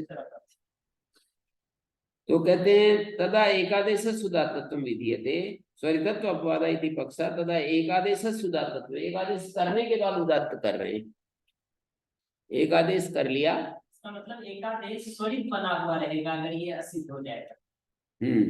ये अगर असिद्ध होगा तो एकादेश स्वरित दिखाई देगा, और उस स्वरित के कारण बाकी सबको वो नहीं हो पाएगा, निघात नहीं हो पाएगा उस पर।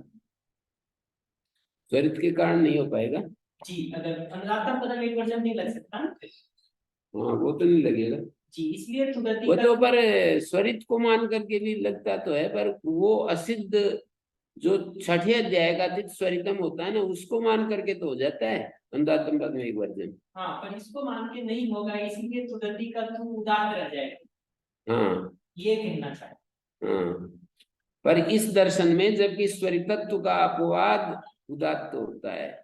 हाँ, ऐसा मान रहे हैं कि अगर ये उदात्त नहीं दिखेगा तो वहाँ स्वरित दिखेगा। हाँ। ये नहीं मान रहे हैं कि ऊपर वाला कंडीशन दिखेगा और अंतिम जो अलग अलग लिखा है। स्वरित की जगह जब उदात्त होता है ना, इसके बीच में एक स्टेप और आना चाहिए गुरु जी, और अ का एकादेश होकर के वहाँ स्वरित दिखाना चाहिए। हाँ, तो स्वरित के स्थान में यदि उदात्त होगा ना जी, तब तो दोष नहीं बनेगा। तब दोष नहीं बनेगा, नहीं बनेगा। हाँ, मतलब दो हैं, दो स्थितियां हैं। जी, स्वरित के स्थान में जब उदात्त होता है, जी, स्वरित के स्थान में उदात्त होता है तब तो मतलब हो जाएगा स्वरितेर वर्जमानता स्वरो भविष्यति, मतलब स्वरित को लेकर के वर्जमान स्वर हो जाएगा, ऐसे कह रहे हैं। धातु को भी अनुदात्तम पद में एक वर्जम हो जाएगा, ऐसा है। मैं लिख ही देता हूं, यदि ऐसा कर दें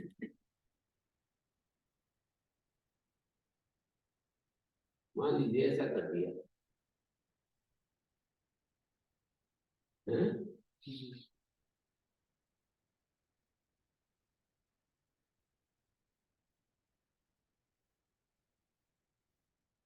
तू अभी तक उदात्त है, स्वरित हो गया, तो स्वरित को लेकर के इसकी वर्धमानता होने लगेगी, तो ये ऐसा हो जाएगा।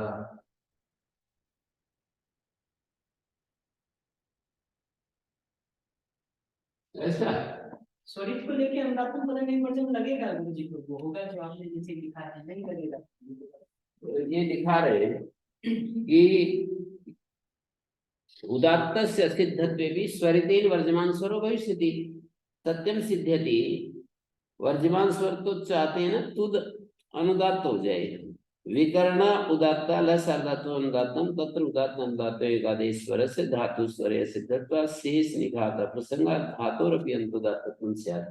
धातु को अनुदात्त होने लगेगा, तो इन्होंने प्रश्न उठाया कि उदात्तत्व सिद्धत्वे भी, जैसे ही उदात्त असिद्ध हुआ, ये जो है ना, ये जो हमने उदात्त किया है ना यहाँ पर अ और अंति का आकार, उदात्त असिद्ध होगा तो स्वरित आएगा।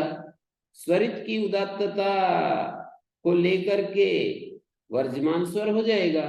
सत्यम सिद्ध्यति यदा स्वरित उदात्तता भवति। स्वरित को जब उदात्त होता है,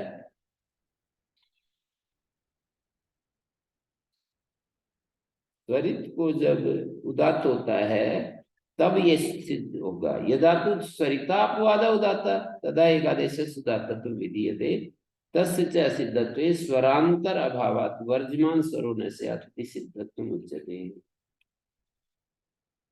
ये ब्राह्मणा स्तुदंती की बात नहीं चल रही, केवल तुदंती जो पहले वाला उदाहरण है ना जी, तुदंती जो एक अनुदात्त की बात है ना, इस पर ये सारा लिख रहे हैं। एक अनुदात्त की बात को लेकर के लिख रहे हैं। एक अनुदात्त मैंने अनुदात्तम पद में एक वर्जम की बात को पकड़ करके कह रहे हैं। तुदंती में तू द उदात्त है, उदात्त अनुदात्त का एकादेश तस्य एकादेश अत्यनुदात्त एतद् भवति तत्सिद्धत्वं वक्तव्यम् तेन वर्जमानता यथा स्यात्। उस अ को लेकर द में जो आकार है ना, उसको लेकर वर्जमानता हो जाए, उसको सिद्ध कर देंगे तो वर्जमानता हो जाएगी। इस उदाहरण को बाद में लेंगे, पहले इसको देखिए। तो दंती वाले को दिया है इन्होंने, शुद्ध अंति, ये उदात्त है, ये अनुदात्त है, लस आधातु अनुदात्त है, ये उदात्त है।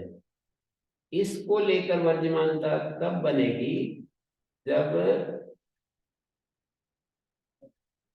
ये उदात्त हो, तो इसको लेकर वर्जमानता ऐसी बनेगी ना, इसको सिद्ध कहना चाहिए। ये उस पक्ष में कहना चाहिए, ये उस पक्ष में कहना चाहिए जब स्वरित का सिद्धत्व कहने की आवश्यकता तब पड़ रही है जब स्वरित का अपवाद उदात्त कर रहे हैं। स्वरित का अपवाद उदात्त कर रहे हैं किस सूत्र से? एकादश उदात्त अनुदात्त। जब स्वरित के स्थान में उदात्त कर रहे हैं तो करने की जरूरत नहीं है। स्वरित के स्थान में उदात्त कर रहे हैं और अंति, इसको स्वरित हो गया और उसकी जगह उदात्त लाकर बिठा रहे हैं। स्वरित के स्थान में उदात्त बिठा रहे हैं तो असिद्ध होकर के वो स्वरित दिखेगा। स्वरित दिखेगा तो वर्जमानता स्वरित को लेकर के हो जाएगी उसमें। हाँ, ऐसे कह रहे हैं। हाँ, लगता है स्वरित को लेकर के स्वरित हो गया। लेकिन स्वरित को लेकर अगर तुद का तू उदात्त है पहले से, अगर हाँ, तो कैसे लगेगा फिर? सतिशिष्ट स्वरो बलिया।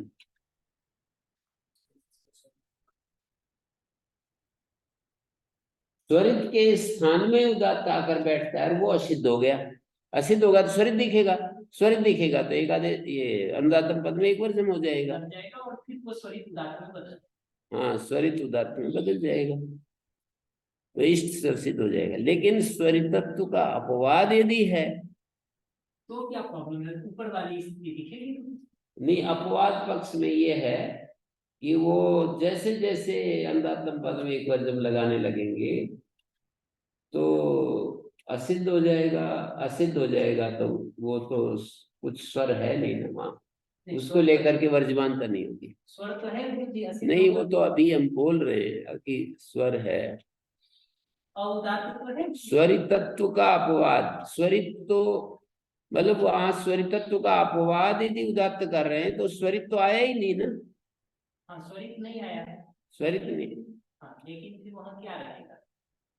प्रश्न तो ये बनेगा कि क्या है? स्वरित जैसे ही आप अनुदात्तम पद में एक वर्जम लगाएंगे ना तो वो फिर अनुदात्तम पद में एक वर्जम तो उदात्त है नहीं और वो भी नहीं है, उदात्त भी नहीं है और पहले वाला स्वरित स्वरित भी नहीं है।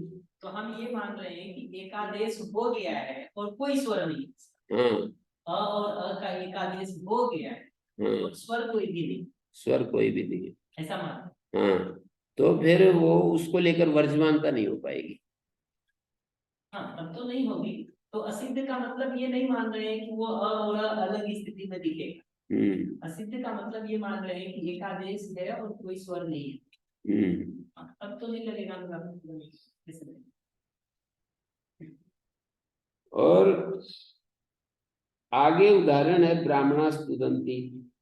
स्वरितस्य स्थाने उदात्ता क्रियते। इस दर्शन में उदात्तस्य सिद्धत्वे भी स्वरितस्य निघात विधानात् उदात्तस्य प्रयोग सिद्धाय विधि स्वरित अपवाद उदात्तत्वमिति दर्शनाश्रय। ये दो दूसरा उदाहरण है ना जी, ये ब्राह्मणास्तुदंती, इसमें भी बिल्कुल वही बात है, हैं?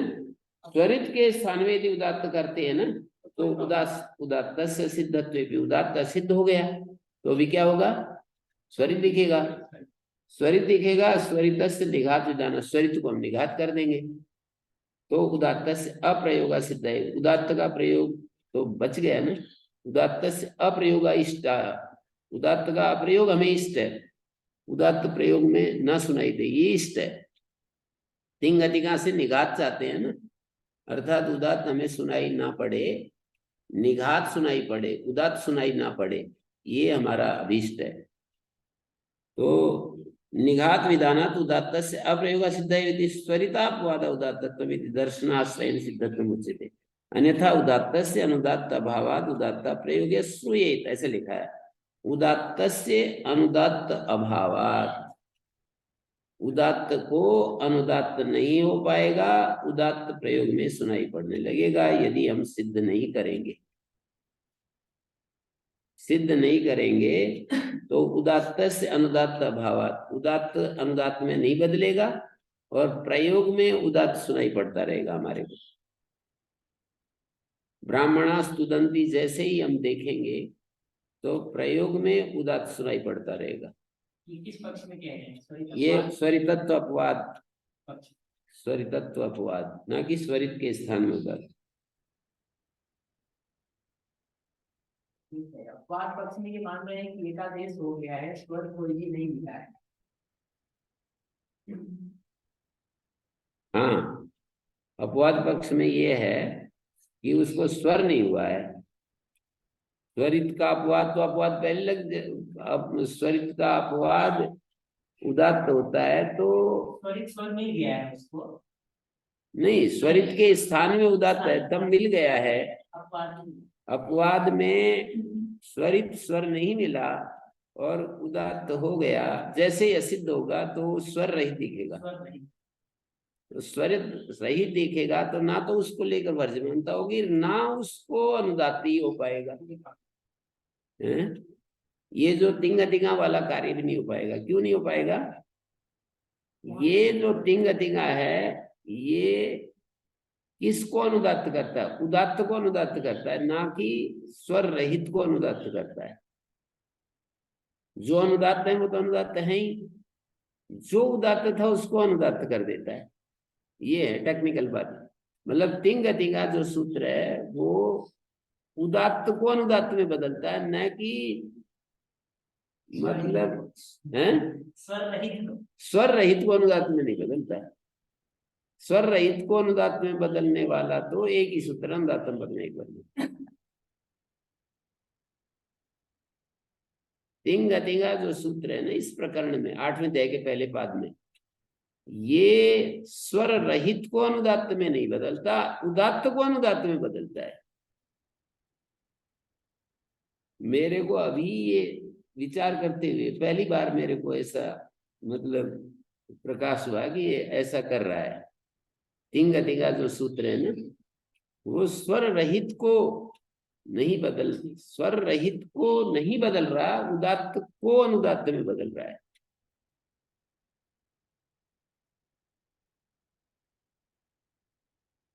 किमुच्यते अंतरंगा इति यो हि बहिरंगो असिद्ध एव स्वभवति प्रपचति इति सोमसुत पचति इति। यहाँ पर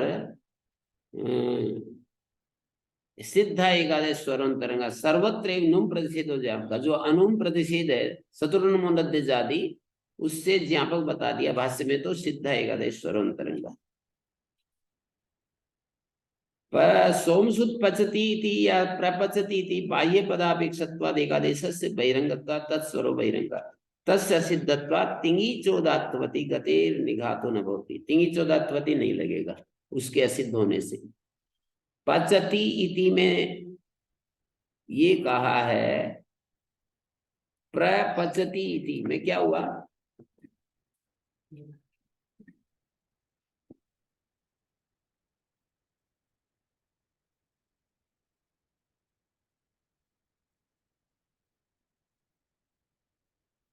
देखिए उदात्तवान तिंग के परे से गति निघात होता है।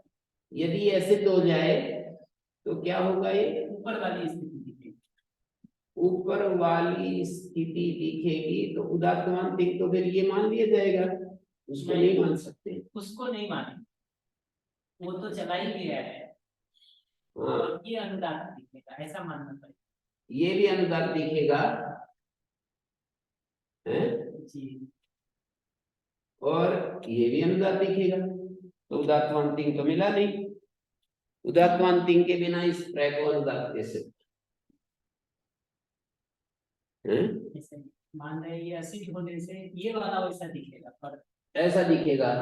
पर को जो अनुदात्त कर दिया है वो तो अनुदात्त ही रहेगा। वो तो अनुदात्त ही रहेगा, इस प्रय के कारण से हो गया ना ये। त्रय के कारण से उदात्त को अनुदात्त में बदल दिया। उदात्त को अनुदात्त में बदल दिया और फिर वो उदात्तवान तिंग मिला नहीं तो प्रय निघात नहीं हो सकता।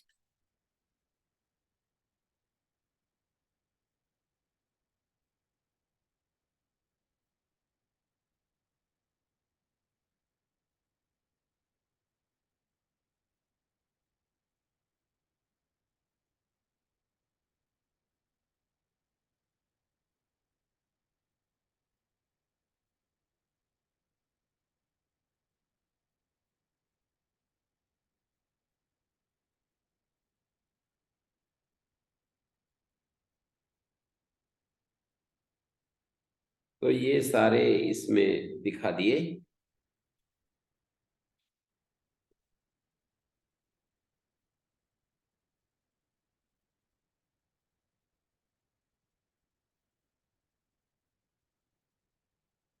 संयुक्त श्लोको रो रुत्वे सिद्धो वक्तव्य।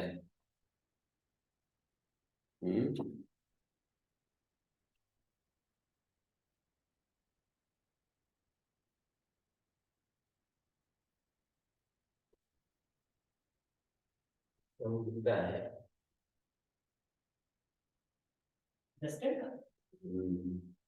गंध मेरे नासिका में प्रतीत होती है।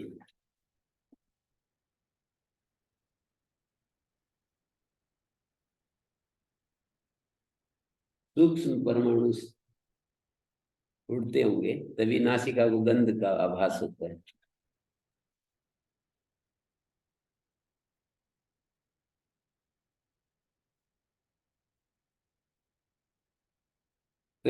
श्लोको रो रुत्वे सिद्धो वक्तव्य किं प्रयोजनम हरिवो मेदिनं त्वा हरिवा इति मतुबन्तमेतत् तत्र छन्दसीरा इति वत्वे। ऐसा कह रहे हैं हरि वो मेदन हरि मतु हरिरस्यास्ति छन्दसीरा। छन्दसी इकारांतात् रेफांतात् इकार और रेफांत से पहले मैं को वह हो जाता है तो हरिवत् मतु असुरु संबुद्धो छन्दसी। संबुद्धि में इसको तय को रू हो गया, ये रू हो गया, सु का आदिव्याधि लोप हो जाएगा। मेदिनम है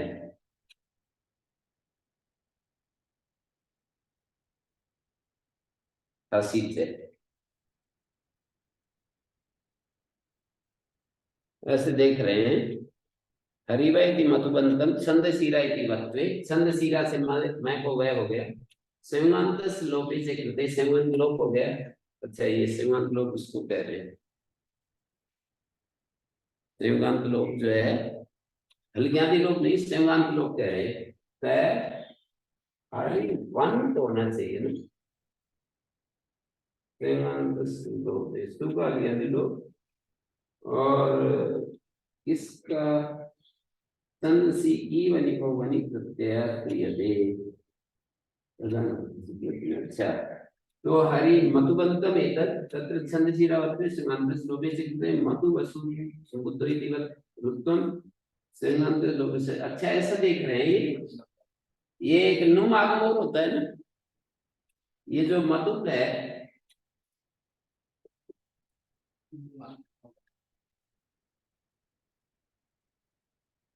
सु के परे रहते उगिदिताम सर्वनाम स्थानीय धातु। ये नुम आगम हो गया उगिदिताम सर्वनाम स्थानीय धातु। सु आया इसका हल्ज्ञाति लोप और इसका संयुक्त लोप और इस न को रू आया और यहां पर संयुक्त लोप असिद्ध हो जाए तो हसीते नहीं लग पाएगा।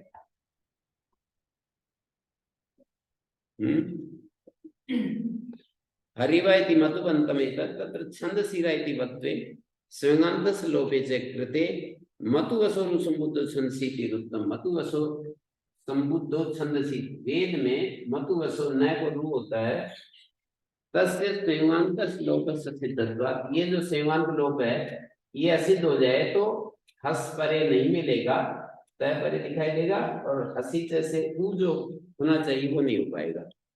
इसलिए कह रहे हैं सिद्ध कहना चाहिए, संयुगांत लोप को सिद्ध कहना चाहिए जब हसी से लगाएं। पर ये तो छांदस प्रयोग है गुरुजी, उसमें कैसे भी अनित्य मानते हैं। हाँ, सारी विधियां ये नित्य हैं। तो फिर क्या बात है। हाँ, और तब यदा छंदसी ई वनिको, छंद में ई और वनि प्रत्यय होते हैं, वन संख्यानम तस्य रुत्तम, और उसको रुत हो जाए तब भी संख्यान की आवश्यकता नहीं है। पद्मंजलि में से लिखा है, जब छंदसी वनि प्रत्यय होता है ना, वन संख्यानम इति तस्य च रुत्तम, और उसको रुत हो गया, वन संख्यानम तस्य च रुत्तम तदा नाथ सिद्ध वचने, सिद्ध वचन की आवश्यकता नहीं है।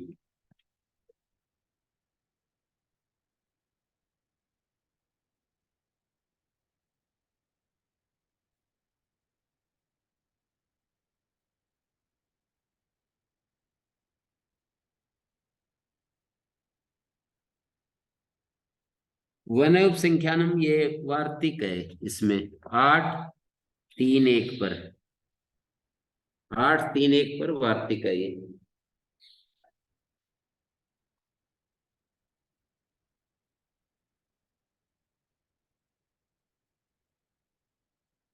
तीसरे अध्याय का नहीं, तीसरे पाद का पहला सूत्र है, मतु असुरु संबुद्धो छंदसी सूत्र पर वन संख्यानम वार्तिक है। तो उससे जब रुत्तु कर देंगे ना, तदा नार्थ सिद्ध वचने। और देखिए, सिद्ध लोपा एकादेश सिद्धो वक्तव्य, सिद्ध लोप को एकादेश में सिद्ध कहना चाहिए।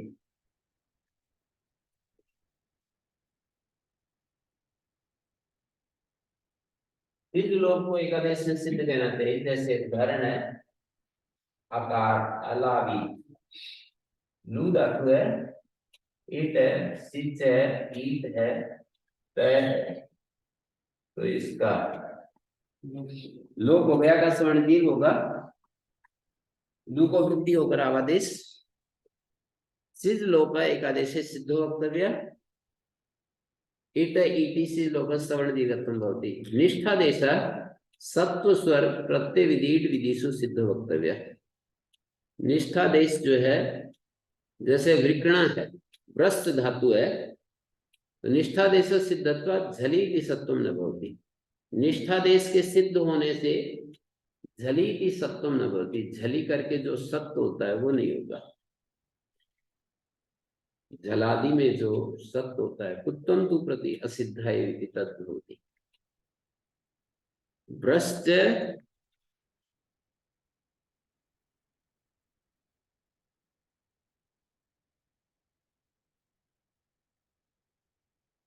भ्रष्ट, वैसे तो ऐसा है ये मूलतः, भ्रष्ट सांगतिक संहिता से च के कारण से इस को क्षय हो जाता है, तो भ्रष्ट आगे का बंदे है, इसको संवादे रंदे, इससे का लोप हो गया, संप्रसारण हो गया, गृहीत्या वै विवष्टि दृश्यति प्रच्छति। तो च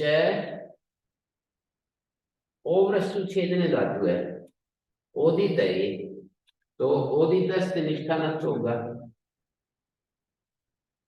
ये लीजिए। और ये ओदितस्त असिद्ध होकर के चोकू वृकणा बनाना चाहते हैं। तो इसको जैसे निष्ठादेश, निष्ठा के स्थान में जो आदेश है, निष्ठादेश सत्व करने में सिद्ध कहना चाहिए। ग्रहीजा वैवदिक नहीं, चौकू करने में तो असिद्ध हो जाएगा, पर सत्व करने में सिद्ध रहेगा। सत्व सूत्र है नहीं, एक सत्व करने वाला भ्रष्ट भ्रष्ट स्त्रिद मृद यद राज राजच्छसाम स, व्रस्त भ्रष्ट स्त्रिज में ये राजत छसाम सूत्र से जो हम करते हैं ना, ये करेंगे श करेंगे। उसको सिद्ध कहना चाहिए। झली थी सत्वम न भवती, यहाँ झल परे रहते हैं, झल तय में झल, झल में तय आ जाता है, और न हो गया तो सिद्ध कहेंगे तो शब्द नहीं होगा, पर चौकू करने में तो वो असिद्ध हो जाएगा, तो तय दिखेगा। उत्तम तो प्रति असिद्ध है तद्भवती। स्वर प्रत्यय विधि इड विधिषु क्षीप शब्द उदाह्रियते तत्र च निपातनम अनेकधा समाश्रियते। क्षिप्री धातु से, क्षिप्री मध्ये स्वर प्रत्यय विधि और इड विधि तीन कार्यों में क्षीप शब्द का उदाहरण देते हैं। स्वर प्रत्यय विधि और इड विधि क्षीप शब्द का उदाहरण देते हैं। तो निपातन जो है वो अनेक प्रकार से उसका आश्रय किया है। यदा क्षीबेर निष्ठायाम इति कृते इत शब्द लोप निपात्यते तथा क्षीब इति संज्ञायाम इत शब्द से शब्द लोपस्य सिद्धत्वा निष्ठा च द्वजनात् इत्ते स्वरो न प्राप्नोति। क्षीबेन तर्ति क्षीबिका इति द्वज लक्षण स्थन न प्राप्नोति। यदा तकार लोप निपात्यते तदा तस्य सिद्धत्वात् इडागम प्राप्नोति। ऐसा कह रहे हैं, एक एक पकड़ करके धीरे धीरे चलना पड़ेगा।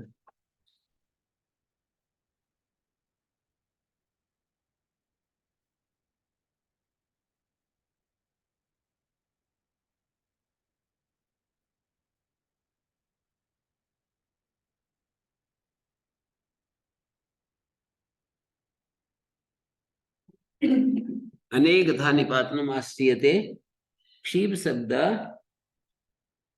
यदा क्षिप्रे निष्ठाएं विधि। क्षीप धातु थी, निष्ठा तयाया ईट आगम कर दिया, ये स्थिति बन गई ना। क्षीबेर निष्ठायाम इति कृते इत शब्द लोप निपाते थे, इत शब्द का लोप हो गया तो ये स्थिति बनी। इत का लोप कर दिया तो अ बचा लिया ना, तय में से आकार, तो क्षीप बन गया। तदा क्षीब इति संज्ञायाम, क्षीब इति संज्ञायाम इत शब्द लोपस्य सिद्धत्वात्। इत शब्द लोप हो जाएगा ना, इत शब्द लोप हो जाएगा तो निपातन से हुआ है ना, निपातन से हुआ है और ये असिद्ध हो गया तो निष्ठा ते ध्वजनात् इत्ते स्वरो न प्राप्नोति। निपातन को सिद्ध करने का नहीं, इस प्रकरण में निपातन है ना, इस प्रकरण में निपातन है। संज्ञायम इति वचना तत्र संज्ञायम उपमानम इत्यतः संज्ञायम की अनुवृत्ति आ रही है। संज्ञायम इति क्षीब इति संज्ञायाम, संज्ञा में बना एक क्षीब शब्द और संज्ञायाम की अनुवृत्ति आ रही है, तो निष्ठा से द्वजना ये स्वर नहीं पाएगा, दो अच वाला होना चाहिए। निष्ठा से द्वच, दो अच वाला निष्ठा, निष्ठांत शब्द दो अच वाला होना चाहिए। और ये इत असिद्ध हो गया तो तीन अच दिखेंगे ना जिसमें, तो वो सूत्र नहीं लग पाएगा, तो इसलिए सिद्ध कहना चाहिए। और दूसरी बात है क्षीबेन तरती, ये नकार भी होना चाहिए। क्षीबे तरती, क्षीबेन तरती क्षीबी का द्वज लक्षण स्थन प्राप्त होती। यहाँ भी दो अच वाले से ठन कहा है, नो द्वैष्ठन सूत्र से, वो भी नहीं पाएगा। और तीसरी बात इड विधि क्या है, सत्व स्वर, सत्व स्वर नहीं पाएगा, प्रत्यय विधि नहीं पाएगी, और इड विधिषु, और इड विधि में भी उसको क्या कहना चाहिए, सिद्ध कहना चाहिए। इड विधि का उदाहरण क्या होगा, इड आगमा प्राप्त होती। तकार से तकार लोप से सिद्धत्व सती आर धातु का शेड बना दे, ईट आगम प्राप्त होगा जी। ये जो तय है ना, ये असिद्ध हो जाएगा तो ईट आगम प्राप्त होगा, तो इड विधि में भी उसको सिद्ध करना चाहिए। तकार के असिद्ध होने से ईट आगम प्राप्त होगा तो उसको सिद्ध कहना चाहिए। गुरु जी इसको यहाँ निपातन कर रहे हैं, इसका मतलब कहीं बेनिफिट होगा जब हम इसको सिद्ध रखना चाहते हो, मतलब असिद्ध करना चाहते हो बोले तो नहीं, ये है ना निष्ठादेश प्रकरण है ना, निष्ठा के स्थान में जो आदेश प्रकरण चल रहा है ना, कहीं तय कुल्लय हो जाता है, कहीं लोप हो जाता है, कहीं कुछ हो जाता है। वहां का कुल्ल है, जैसे तय कुल्लय हो गया, प्रफुल्ल फल धातु से फुल्ल बनाते हैं, और कहीं पचो व पक को बनाते हैं, शुष्क का कै आदेश करते हैं, तो ये सब निष्ठादेश प्रकरण है ना।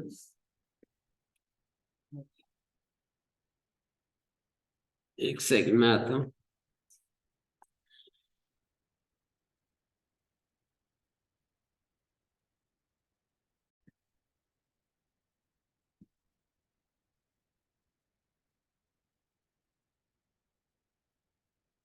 प्लुत विकारस्तु विधौ छे सिद्धो वक्तव्य। अग्नाई छत्रम पटाऊ छत्रम प्लुत विकार सिद्धत्वात् छेदे ह्रस्व लक्षणो नित्यस्तुग न प्राप्नोति। दीर्घ लक्षण पदांतात्वा विकल्प से पाने लगेगा। अग्ने ई पटो ऊ, ये कह रहे हैं अग्ने शब्द संबोधन एचो प्रक्रियस्य दूरा दूते पूर्वस्यार्धस्य दुतौ, ऐसा सूत्र है। दुतावेसी दुतौ, तो पूर्व को तो दुत हो जाता है, और आगे ई छत्रम, तो छेच से ह्रस्व को तुक आगम होता है, नहीं तो दीर्घ लक्षण विकल्प से तुक होने लगेगा। सिद्ध कहना चाहिए इसको प्लुत विकार। प्लुत के स्थान में जो परिवर्तन हुआ है उसको प्लुत विकार कह रहे हैं। प्लुत विकारस्तुक विधौ छे सिद्धो वक्तव्य। अग्नाई छत्रम, अग्नि का बना है ये अग्नि। अग्नि का अग्नाई बना है, पटो का पटाऊ बनेगा। अग्नाई छत्रम ऐसे बोलेंगे, पटाऊ छत्रम। कहाँ का सूत्र? 8वें अध्याय के दूसरे पाद का 107 होना चाहिए। प्लुत विकारस्य सिद्धत्वात् छेचे ह्रस्व लक्षणो नित्यस्तुग न प्राप्नोति।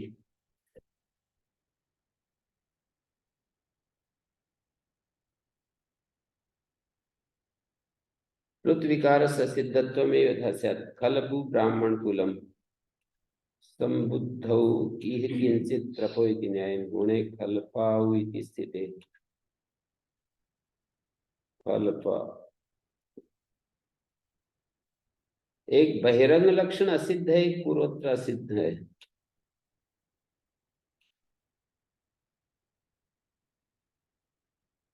प्लुत सहितो विकार, प्लुत विकार, प्लुत सहित विकार, ये अर्थ है जी प्लुत विकार। प्लुत विकार शब्द का अर्थ है प्लुत सहितो विकार।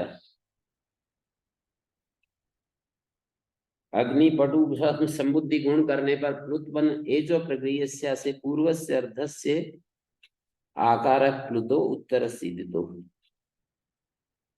पूर्व जो अर्ध भाग है उसका जो आकार है उसको प्लुत हो जाता है अकार पूर्वस्यार्धस्य इतो। पूर्वस्यार्धस्य इसी पाद में है ना, दूसरे पाद में अंतिम देखिए निकाल कर।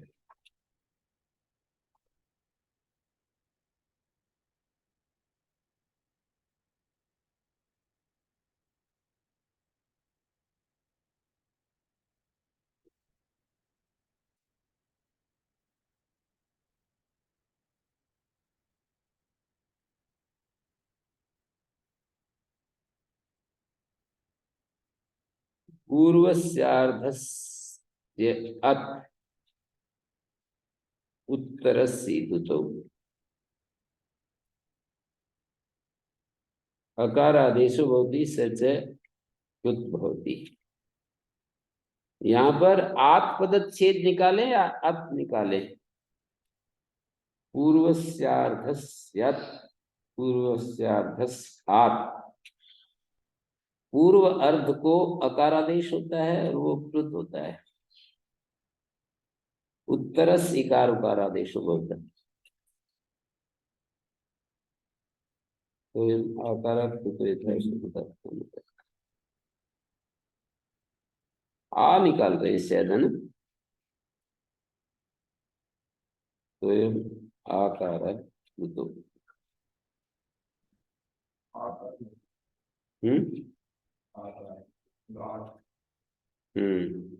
कैसे पता? क्या?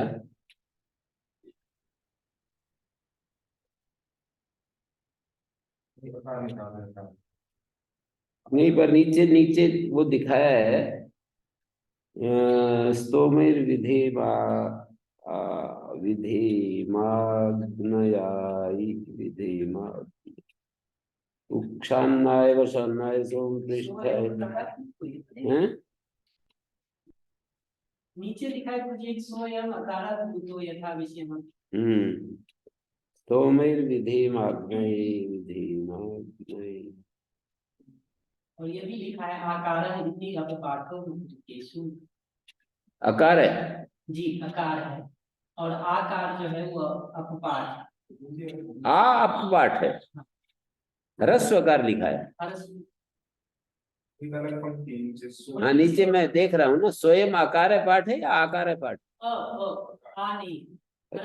अच्छा अच्छा, ह्रस्व पाठ है। आप दीर्घ को अपपाठ ही। अच्छा अच्छा। तो वे तो आती निकाला। पूर्वस्यार्धस्यात्, आत में अत पदच्छेद निकाला।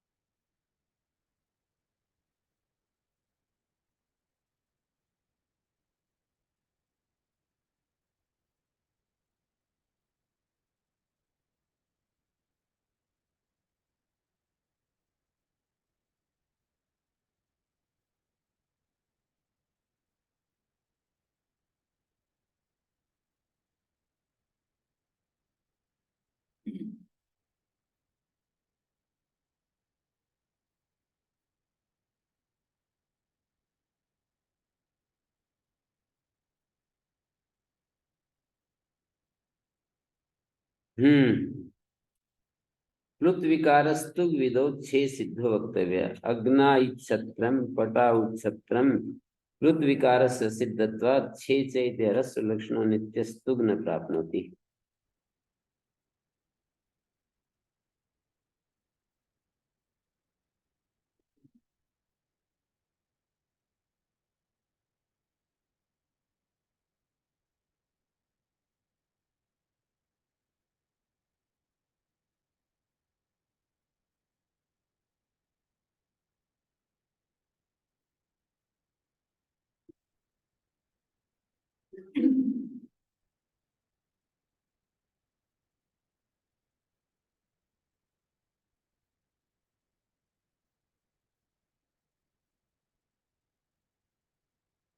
च्युत्वम धुटी सिद्धम वक्तव्यम। च्युतिर्क्षरणे इति अयं धातु सकारादि पठ्यते तस्य च्युत्वस्य सिद्धत्वात् अटस्च्योतति।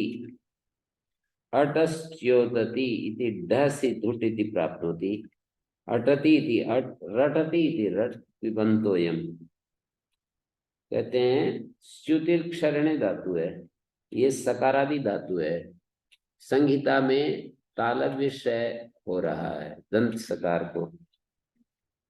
तस्य स्तुत्वस्य सिद्धत्वात्, ये स्तुत्व यदि असिद्ध हो जाए तो अटस्च्योतति उदाहरण में, रटस्च्योतति उदाहरण में, अटस्च्योति रटस्च्योतति है, दैसी दुट, ये सूत्र लगने लगेगा। झल पदांत में जो है टैग उदय हो जाता है ना, झलाम जो सुनते, तो अटस्च्योतति पदांत में डय हो जाएगा तो रटस्च्योतति अटस्च्योतति ट को ड हो जाएगा और ड होकर के ढ सी धुट ये प्राप्त होने लगेगा। ड सी धुट इति प्राप्त होती। रटस्योदति ड सी धुट इति प्राप्त होती। अटति इति अड, रटति इति रट, कृबंत है ये दोनों प्रयोग, अट और रट। अब झलाम से सुनते ड हो गया। अब ड सी धुट ये कहता है कि डकारांत से परे सकारादि पद हो तो उसको धुट आगम होता है। सकारादि दिखेगा ना जब सिद्ध होगा तो। मूल में दंत सकार है च्युतिर धातु में, और च के कारण ताल विषय हुआ है और वो असिद्ध हो गया। असिद्ध हो गया तो दंत सकार दिखेगा, दंत सकार दिखेगा तो धुट आगम पाएगा, तो एक धकार बीच में और दिखेगा। अटस च्योतति है ना, तो अटति थी अट रटती थी धुत प्राप्त होती। किमर्थम, अब कह रहे हैं किमर्थम पुनः सकारादि पठते, आप इसको तालव्यादि पढ़ो, सकारादि क्यों पढ़ते हो? ये सो च्युतिर धातु है ना, ये इसको कह रहे हैं, ये इस तरह की धातु है।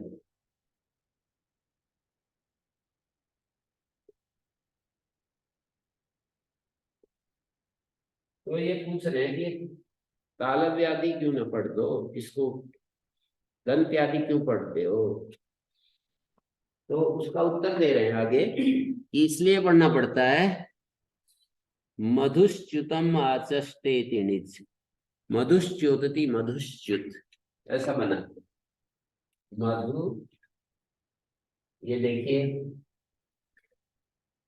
मधुश्च्युत शब्द है, फिर प्रत्यय किया और तत्करोति तद आचष्टे नीचे आया और निजंत से द्वित्व कर दिया।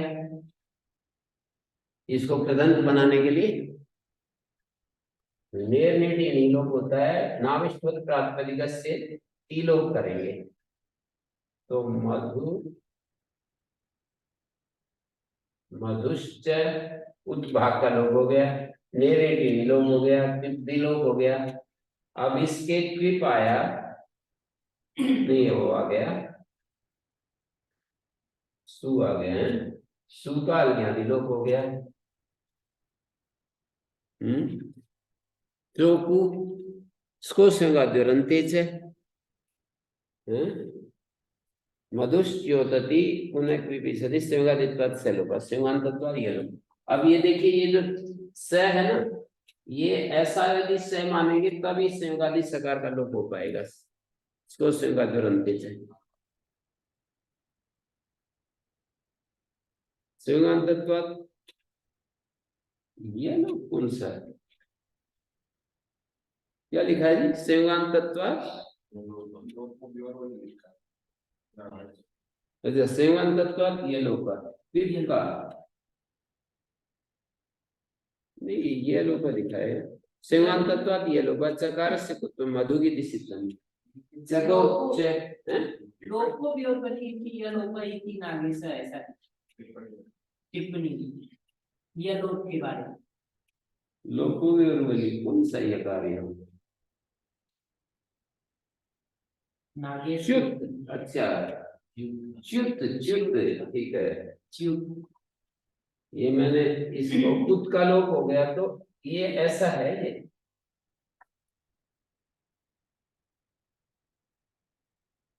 कुत का लोप हो गया तो यहाँ यह भी तो बचेगा।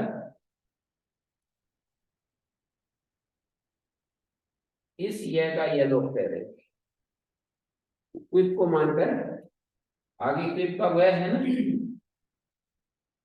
इस वह को मानकर यह लोप, वह का बाद में लोप होता है, यह का पहले लोप, लोप पहले होता है, वेर प्रत्यय से बाद में होता है। अब इस तरह का इसका भी लोप हो गया, इसको संवादोरंते थे, और चौकू क्या हो गया, मधुक रूप बन गया। यदि ये ताल विषय होगा तो पता क्या बनेगा? मधुश्च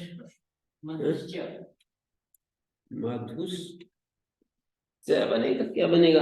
चकार से गुप्तम शकारादो पुनरेतस्मिन् संवांत लोपेन यकार चकार लुप्तयो नहीं, फिर तो व्रस्त व्रत से श को ड वाव सानिट मधुट रूप आएगा। संवाद लोग 2 बार होने लगेगा ना।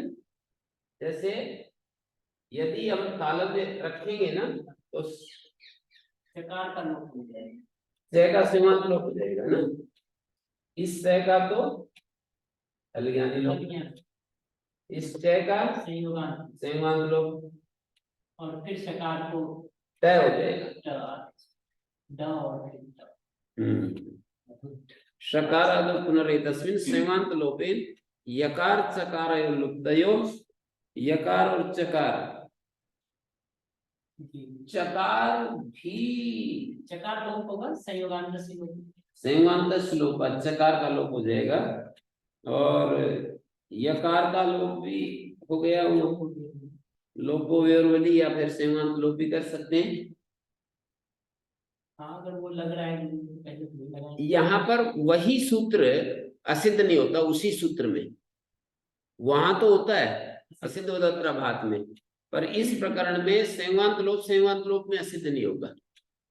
स्वयं वही सूत्र, उसी सूत्र को दोबारा रिपीट भी कर सकते हैं। तो यकार का लोप भी हम कर सकते हैं संवांत लोप, और च का भी लोप कर सकते हैं। नागेश ने लोप लिखा है संवांत लोपेन यकार चकार लुप्तयो शकारादो पुनरेतस्मिन् संवांत लोपेन यकार चकार। ये काश्यकार तो संवांत तत्वाद ये लोप वही दिखा रहे हैं, मतलब संवांत लोप ही दिखा रहे हैं, यकार का लोप भी। यहाँ पर भी लोप वियोगबली ना दिखाकर संवांत लोप ही दिखा रहे हैं। वो बकार लोप पहले मानते हैं और तृतीय लक्षण नहीं मानते। चकारस्य पुत्रम मधुगिति सिद्धम सकारादो पुनरेतस्मिन् संवांत लोपेन यकार चकार लुप्तयो शकारस्य सत्वे सति, सकार को सत्य होगा तो मधुडिति स्यात्। स्यात् का मतलब ऐसा होने लगेगा। प्रसज्जेत ऐसा होने लगेगा, स्यात् होने लगेगा, जो कि नहीं चाहते हैं। अभ्यास जस्त चर्त्वे एत्व को सिद्धे वक्तव्य। एत्व और तुक करने में अभ्यास का जस्त और चर्त सिद्ध कहना चाहिए। बभणतु बभणु, जैसे भण भण द्विवचन हो गया तो अभ्यास से चर्चा सूत्र लगाया, तो अभ्यास जस्त के असिद्ध होने से धातु अनादेश आदि मानी जाएगी। अते कल मध्य नादेश आदेर लेडी, धातु अनादेश आदि मानी जाएगी, तो एत्वम प्राप्त होती, फिर एत्व पाने लगे। बभणतु में एत्व पाने लगेगा। छिद धातु का विचित छित सती, उंच धातु का उच्चित छी सती की अभ्यास आदेश से असिद्धत्वात् छे चैति तुक प्राप्नोति। तुक न प्राप्नोति की बजाय तुक प्राप्नोति होना चाहिए। जी, मतलब अभ्यास को जस्त और चर्त की बात है। बभणतु बभणु एक उदाहरण दिया है और छिद धातु का एक उदाहरण दिया है। जैसे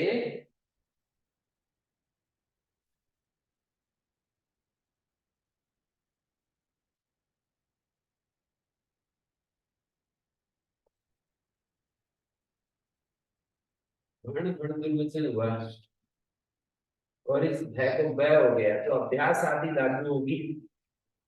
अब इसको कह रहे हैं असिद्ध होकर के, तो ये अनादेश आदि धातु बनेगी। पर इसको यदि सिद्ध मान लेते हैं तो ये धातु हो गई आदेश आदि होगी, तो फिर अते कल मध्य नादेश सूत्र नहीं लगेगा, तो बभणतु बभणु ऐसा रूप बनेगा। भेण तो भेणु बनने लगेगा नहीं, तो ये तो अभ्यास लोप। और छिद धातु का उदाहरण है, जैसे उपसर्ग है, छिद छिद दुर्वचन हुआ और ये सन है।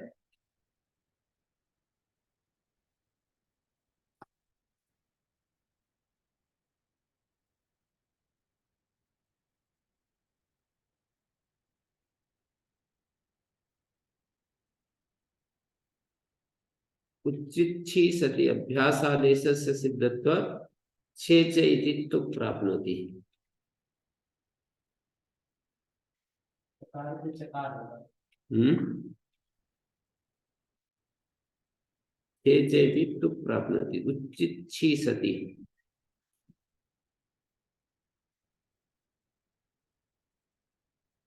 उंच धातु का उच्चित छी सति विचित छी सति विउपसर्ग है। अच्छा, विउपसर्ग और उंच में तो उपसर्ग नहीं है, फिर विचित छी सति उपसर्ग के बजाय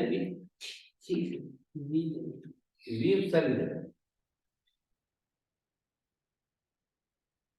ये तो अभ्यासित चर्च 6 को 6 हो गया ना, और ये अभ्यास आदेश से सिद्ध होता 6 चैति तुक प्राप्त होती। यहाँ पर इस वी को तुक आगे प्राप्त होगा ना, यहाँ पर ची हो गया, नहीं गुरुजी, उसके बाद 6 चलते 6 को कर, ये तो 6 ही पर एक मिलेगा।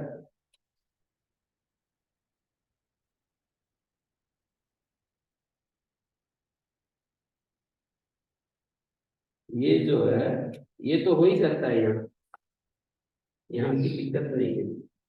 वैसे यहाँ पर तो हो ही गया, तय को चय हो गया।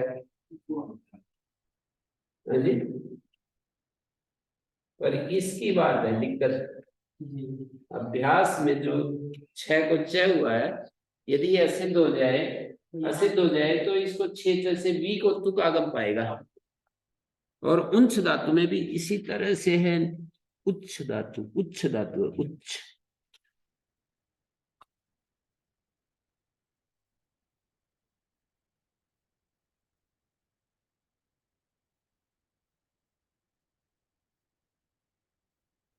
द्वितीय एकाच का दुर्वचन होगा।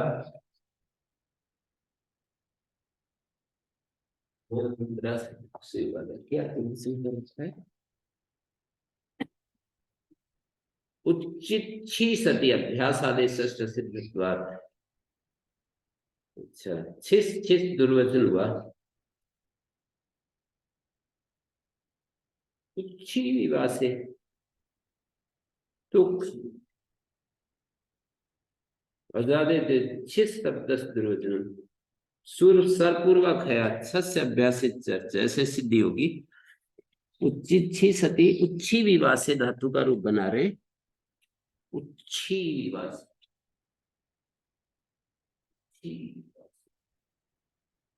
छी विवासे तुक तन इट, ये कैसे कर दिया? धातु ऐसी है ये, छी विवासे, ई का लोप हो गया, उच्च धातु है, तन ईटागम आजादे द्वितीय। पहले यहाँ पर तुक आगम करेंगे तो यहाँ पर तुक आगम नहीं किया, दुर्वचन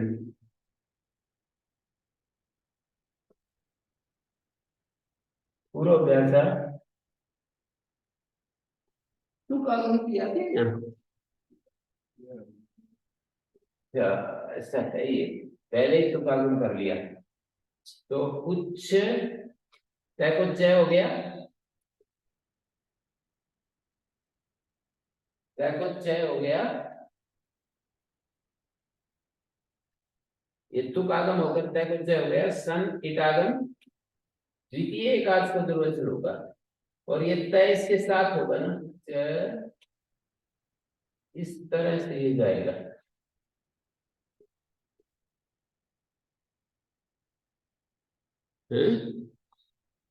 अब ये सरपूर्वक है लग गया, चय भी चला गया, चय भी चला गया, 6 को चय हो गया, छी बचेगा, और इस 6 को अभ्यास ची हो गया। अब ये सिद्ध होकर के यहाँ पर तुक आगम आने लगेगा। आगे तो ठीक है, उच्चित छी सती, इसका तो ये है, और ये ऐसे कैसे है, उच्चित छी सती, उच्चित छी सती ऐसा रूप है।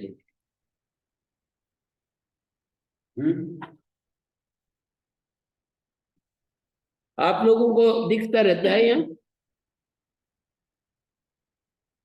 कन्या गुरुकुल के बच्चे, ब्लैक बोर्ड में दिक्कत नहीं होती? जी अब थोड़ा थोड़ा प्रकाश पड़ रहा है सूर्य का तो। सूर्य के कारण? हाँ जी, अब थोड़ी देर से। इसको पर्दे ऊपर ला।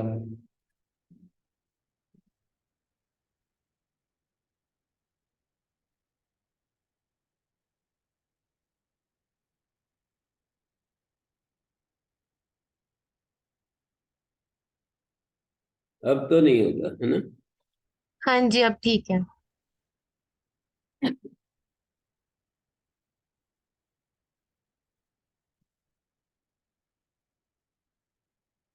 उधर से कम दिखता है, रुड़की से जब लिखता हूँ मैं। हाँ थोड़ा लाइट का इंतजाम कीजिए। लाइट फीकी रहती है। और बोर्ड पे पर भी चाहिए मतलब इस तरह से कि वो रिफ्लेक्ट भी नहीं हो और बोर्ड पे लाइट जाए भी। हम्म। जैसे अभी सूर्य का प्रकाश रिफ्लेक्ट हो रहा था। हाँ वो दिक्कत है। आगे दुर्वचने पर सवर्णत्वम सिद्धम वक्तव्यम। दुर्वचन में पर सवर्ण को सिद्ध कहना चाहिए, ये तो वहां भी आया है। संयंता आदि उदाहरण जो बनाते हैं। कम यंता,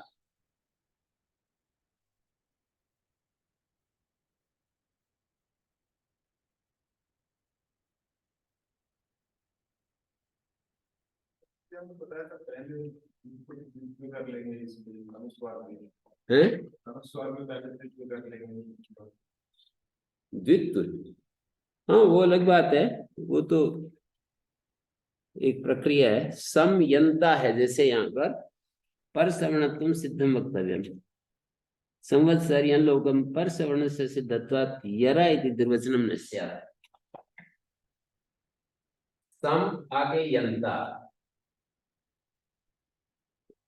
मोनुस्वर,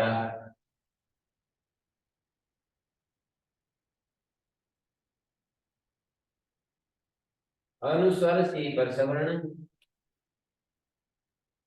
पर सवर्ण होगा तो ये होगा,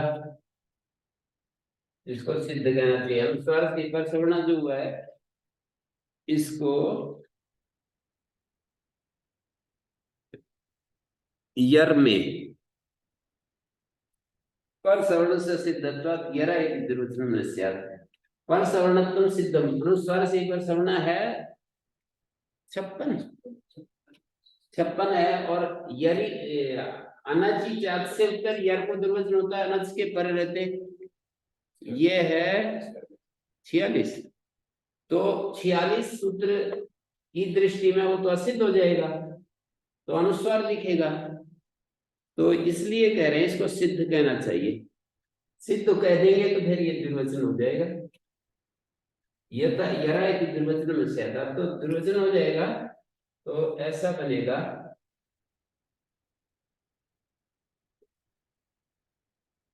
ऐसा हो जाएगा, दुर्वचन हो जाएगा। काशिका में शायद ऐसे दिखाया है कि अनुस्वार से अचो अचो, मतलब ये अनुस्वार जो होता है वो अलग होता है ना अच से, तो एक प्रकार से हम ऐसे लिख सकते हैं। तो इसको अचो, इस अनुस्वार को पहले द्विवचन कर दिया यर में पाठ मान करके। ये इस तरह से हो गया, मान लो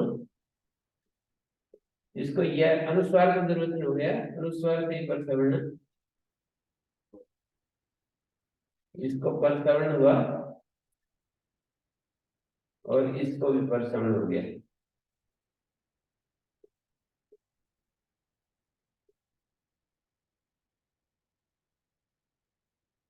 कुछ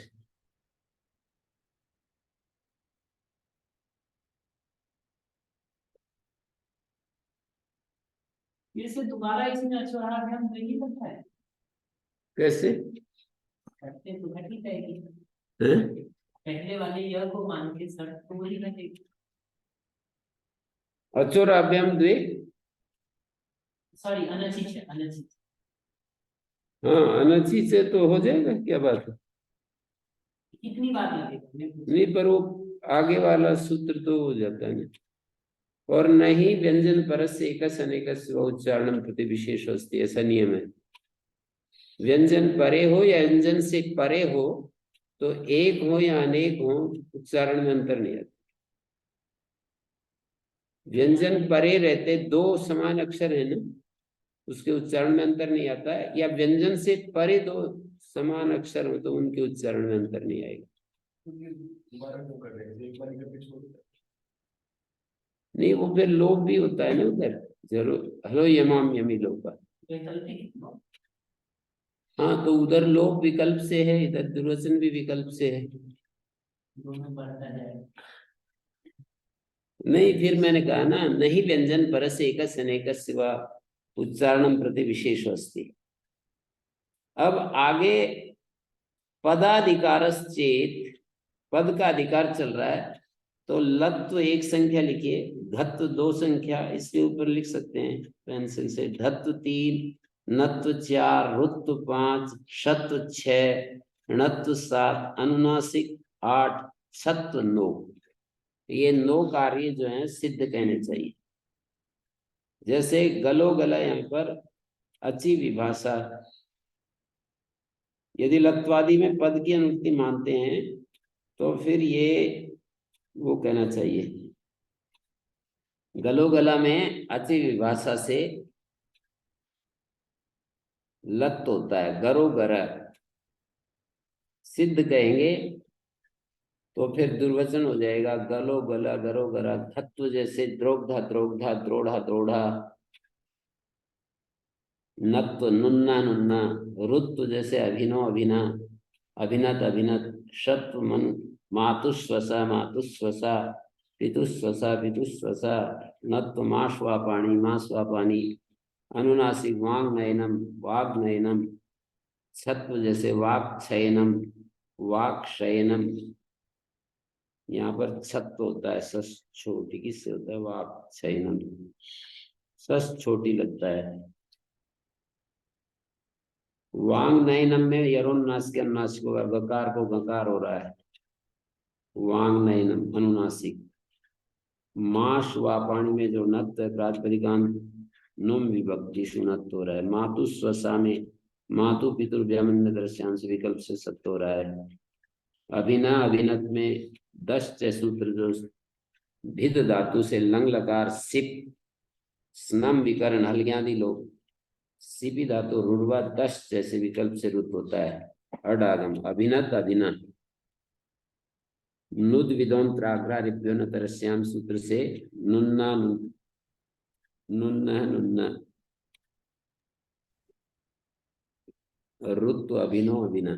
अभिनत विकल्प से सीपी धातु रुर्वा 10 से सूत्र लगता है। अभिना जैसे भिद धातु है, नम विकर्ण आ जाएगा,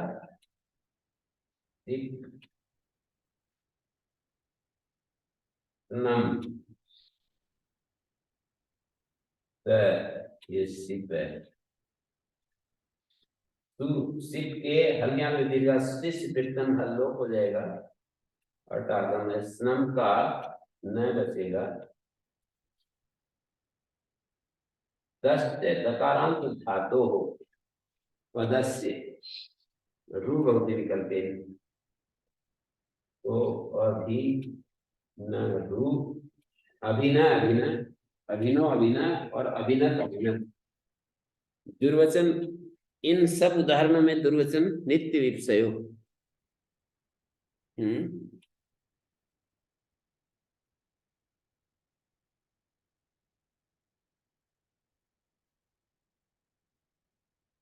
लत्वादीनाम असिद्धत्वे छत्वादीनाम यो दोषतम दर्शयति। अनिष्टोपि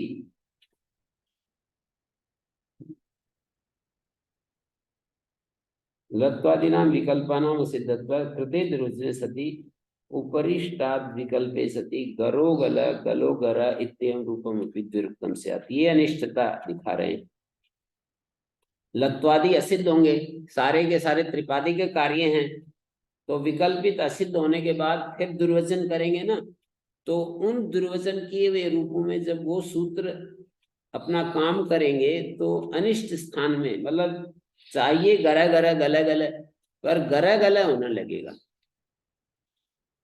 जैसे गर ए ऐसा स्थिति में फिर यदि हम लगाएंगे तो गर गल ऐसा अनिष्ट बने, असिद्ध होकर के यदि दुर्वचन हो जाए तो गर ऐसी स्थिति पाएगी, और फिर वो सूत्र लगाएं बाद में, तो फिर ये अनिष्ट रूप बनेंगे। अभिनत अभिनत चाहिए या अभिनय चाहिए, और बनने लगेगा अभिनय अभिनत। ये इसमें करना ही पड़ेगा कि या तो दोनों जगह विकल्प लगाएं या दोनों जगह नहीं लगाएं। सिद्ध कर लेंगे ना, तो फिर सिद्ध कर लेंगे तो फिर ठीक है, दुर्वचन हो जाएगा।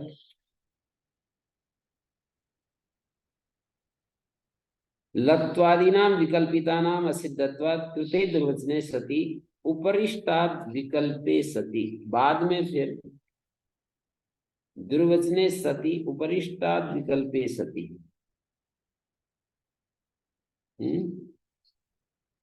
गरो गला गलो गरा इत्येवं रूपम अपि दुर्वचनं तदेतत् सर्वं नमुने एवं भागेन साध्यते न इति तावद् अनिष्टे विषय पूर्वत्र असिद्धस्य प्रतिषेधार्थम। नमुने का नहीं तो इतना बड़ा सूत्र बनाने की क्या जरूरत थी, नमूने सूत्र की बजाय अमुना निपातन कर देते।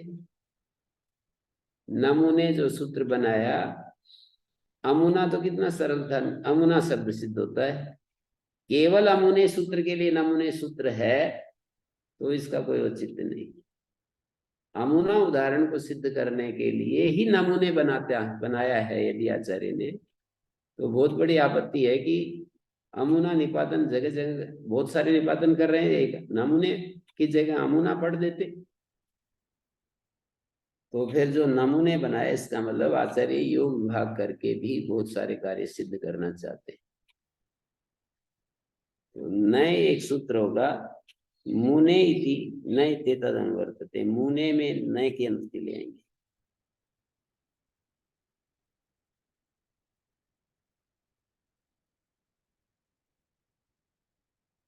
उदात्त स्वरितयोरण स्वरितोनुदात्तस्य उदात्त यण स्वरित यणस्य परस्य अनुदात्त स्वरित आदेशो भवति। कुमार्यौ कुमार्यः, कुमारी आगे औ है, उदात्त यण है, कुमारी का जो ई है उसको यह जो है उदात्त यण है। उदात्त निवृत्ति स्वरेण ईकार उदात्ता तस्य स्थाने यणादेशस्य उदात्त यण तस्मात् परस्य अनुदात्त स्वरित आदेशो भवति। उससे परे अनुदात्त को स्वरित आदेश हो जाएगा, तो ये ऐसा बनेगा कुमारी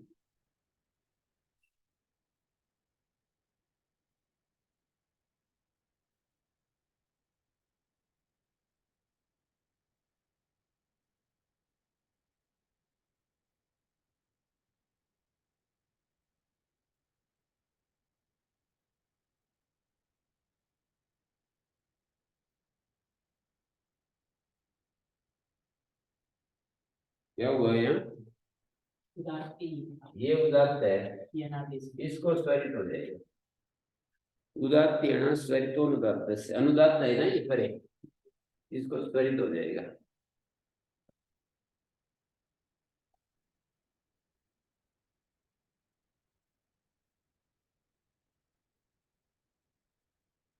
स्वरित यण का सक्रिल्लु आशा, शक्रिल्लु आशा, सक्रिल्लु आशा में सक्रिल्लु कृत स्वर से अंत होता है। कृत स्वर कौन सा होता है, कृत स्वर का मतलब गति कारको पदात्कृत, तो कृत सकृत लू जो है गति कारक उपपद से उत्तर कृदंत को प्रकृति स्वर होता है, तो सक्रिय लू उदात्त है। तयो ओ सुपी यणादेशा से उदात्त यण तथा परस्य सप्तमी एक वचन स्वरित यण स्वरितत्वम तस्य यणादेशा स्वरित यण। जैसे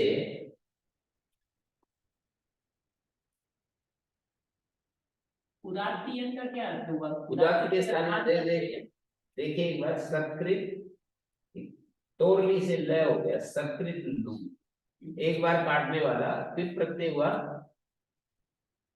कृत स्वर से एक धातु हो गया ना, गतिकार को पदार्थ कृदंत प्रकृति स्वर होता है, कृदंतो धातु तुम जाति, धातु से ये जो है धातु अंतोदात होता है, कृत प्रत्यय हुआ है ना, कृत प्रत्यय, विबंतो धातु तुमने जाति, सक्रिय लू, इससे सप्तमी में विभक्ति की आई, सक्रिय लू से की विभक्ति आई, और ई जो है उदात्त है, अनुदात्त है, और ये उदात्त है, तो उदात्त यण है यहाँ, तो ये सूत्र दो बार लगेगा। ये कह रहा है कि उदात्त यण स्वरितो अनुदात्तस्य, ओ सुपी लगाया, सकृत सकृत, ये सकृत ऊ को वह हो गया, और ये ई है, इसको उदात्त से उत्तर अनुदात्त को स्वरित होता है, सकृत भी बना, अब इसको फिर यणादेश होगा,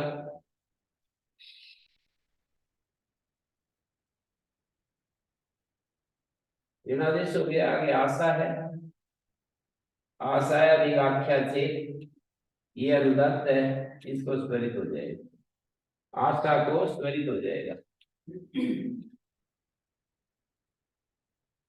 सकृत व्यासा, मतलब आशा शब्द जो है आशा को स्वरित इसी सूत्र से स्वरित के स्थान में यण नहीं हुआ है, ई के स्थान में यण हुआ है, स्वरित के स्थान में यण, उससे परे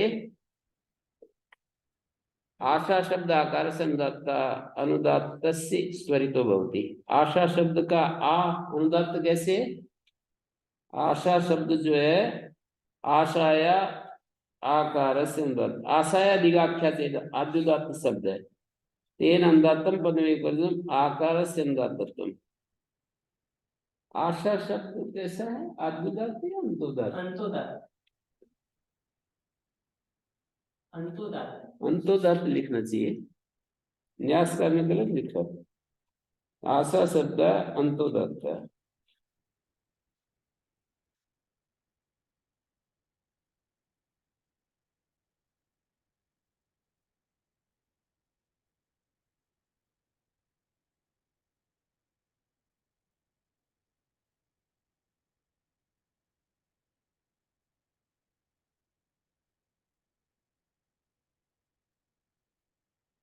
अंतोदात्तत्वाद अनुदात्तादि हैं, ननु सप्तमी एक वचन से यदि उदात्त यण स्वरित तत्व तद असिद्धम यणादेशे तद कथम अयम स्वरित यण भवति आश्रयात् सिद्धत्वम भविष्यति।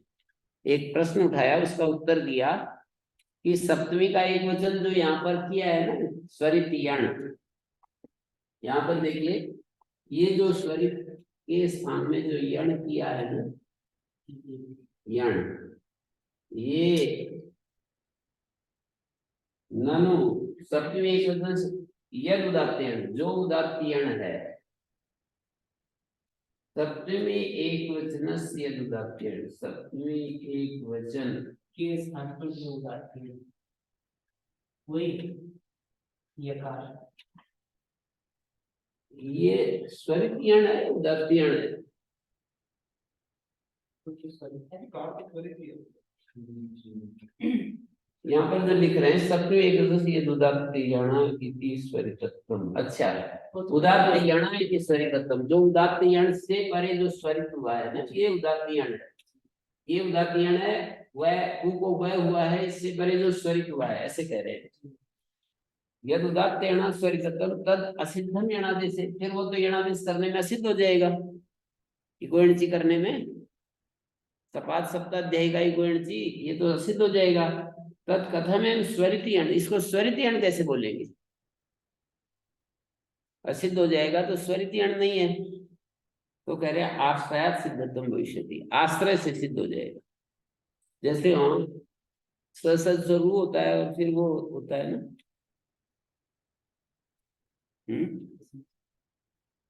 अतोर और प्लुतादप्लुते रुके रह को ऊ होता है, आश्रय से सिद्ध होता है। दौड़े लोग आश्रय से सिद्ध होता है ना। दस्ती में भी जो दकारादि आदेश आश्रय से सिद्ध होता है। यद्येवं यदि ऐसी बात है तो उदात्ताद अनुदात्त स्वरिता इति एतस्य अपि आश्रयात् सिद्धत्वं प्राप्नोति। उदात्त से उत्तर अनुदात्त को जो स्वरित होता है ना, कहाँ का सूत्र है? उदात्ताद अनुदात्त स्वरिता। 8-4-86 लास्ट। तो वो भी आश्रय से सिद्धत्व प्राप्त होगा। उदात्ताद अनुदात्त एतस्यापि, वो जो स्वरित होता है ना जिससे, उस सूत्र से जो उदात्त से उत्तर अनुदात्त को स्वरित होता है वो भी आश्रय सिद्ध पाएगा। तो दधी जमा आशा, आशा का जो शा है वो तो उदात्त है और आ अनुदात्त है, और दधी का ई, दधी शब्द का जो ई है उदात्त यण है, उससे परे स्वरित पाएगा। तस्माद अयमेव यण स्वरो यणादेश सिद्धो वक्तव्य। जैसे दध्यासा में दधी शब्द जो है, दधी शब्द आद्युदात्त है, शेष निघात हो गया, ऐसा है दधी।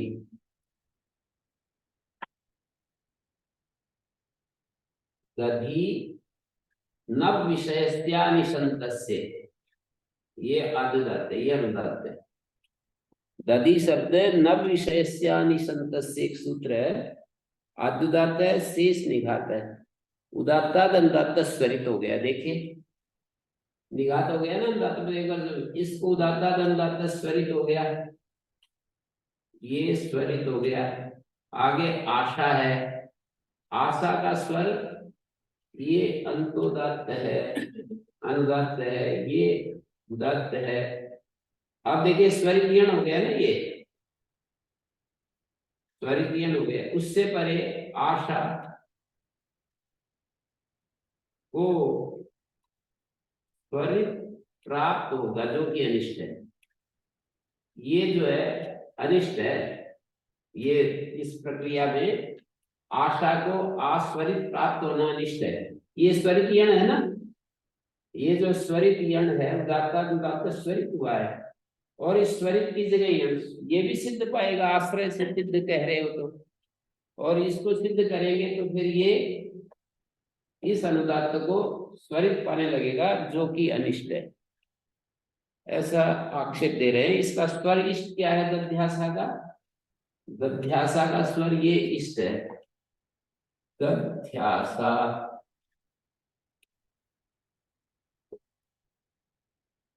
ये ऐसा स्वर इष्ट है।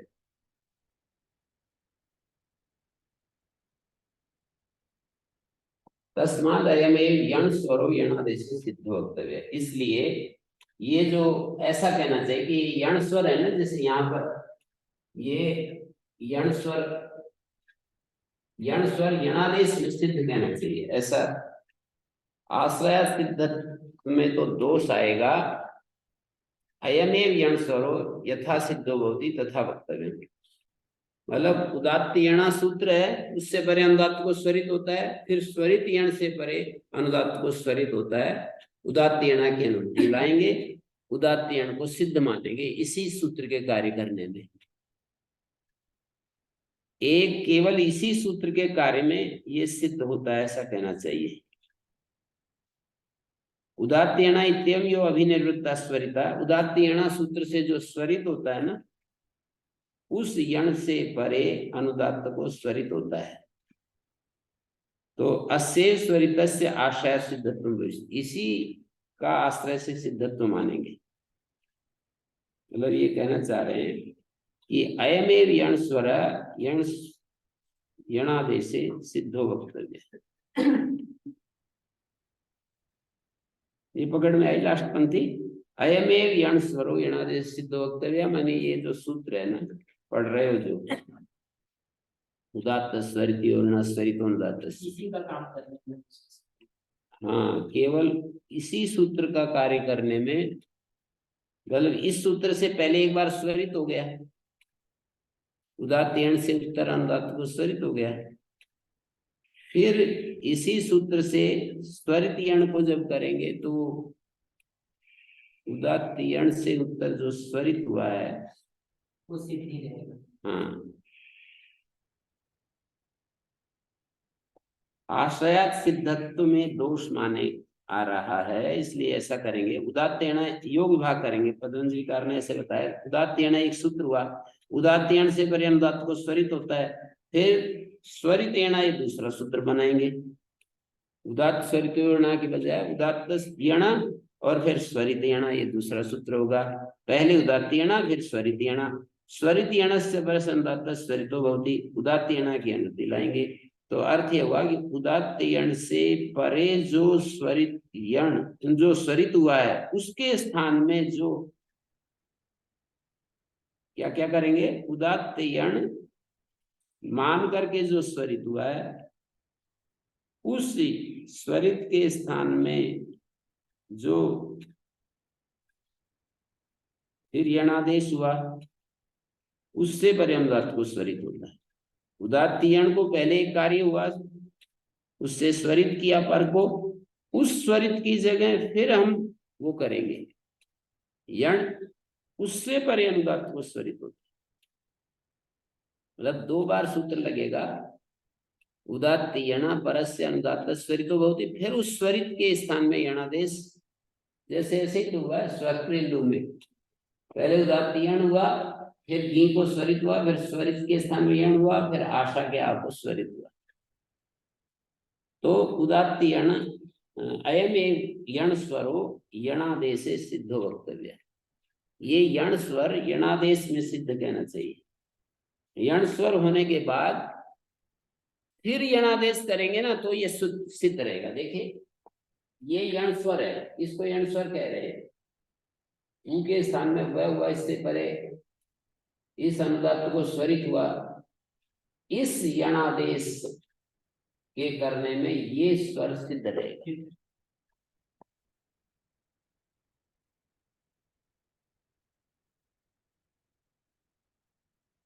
ये केचित तु ब्रुवते, कुछ लोग कहते हैं उदात्तात् स्वरित यणो भी परस्य अनुदात्तस्य स्वरितत्वं दृश्यते।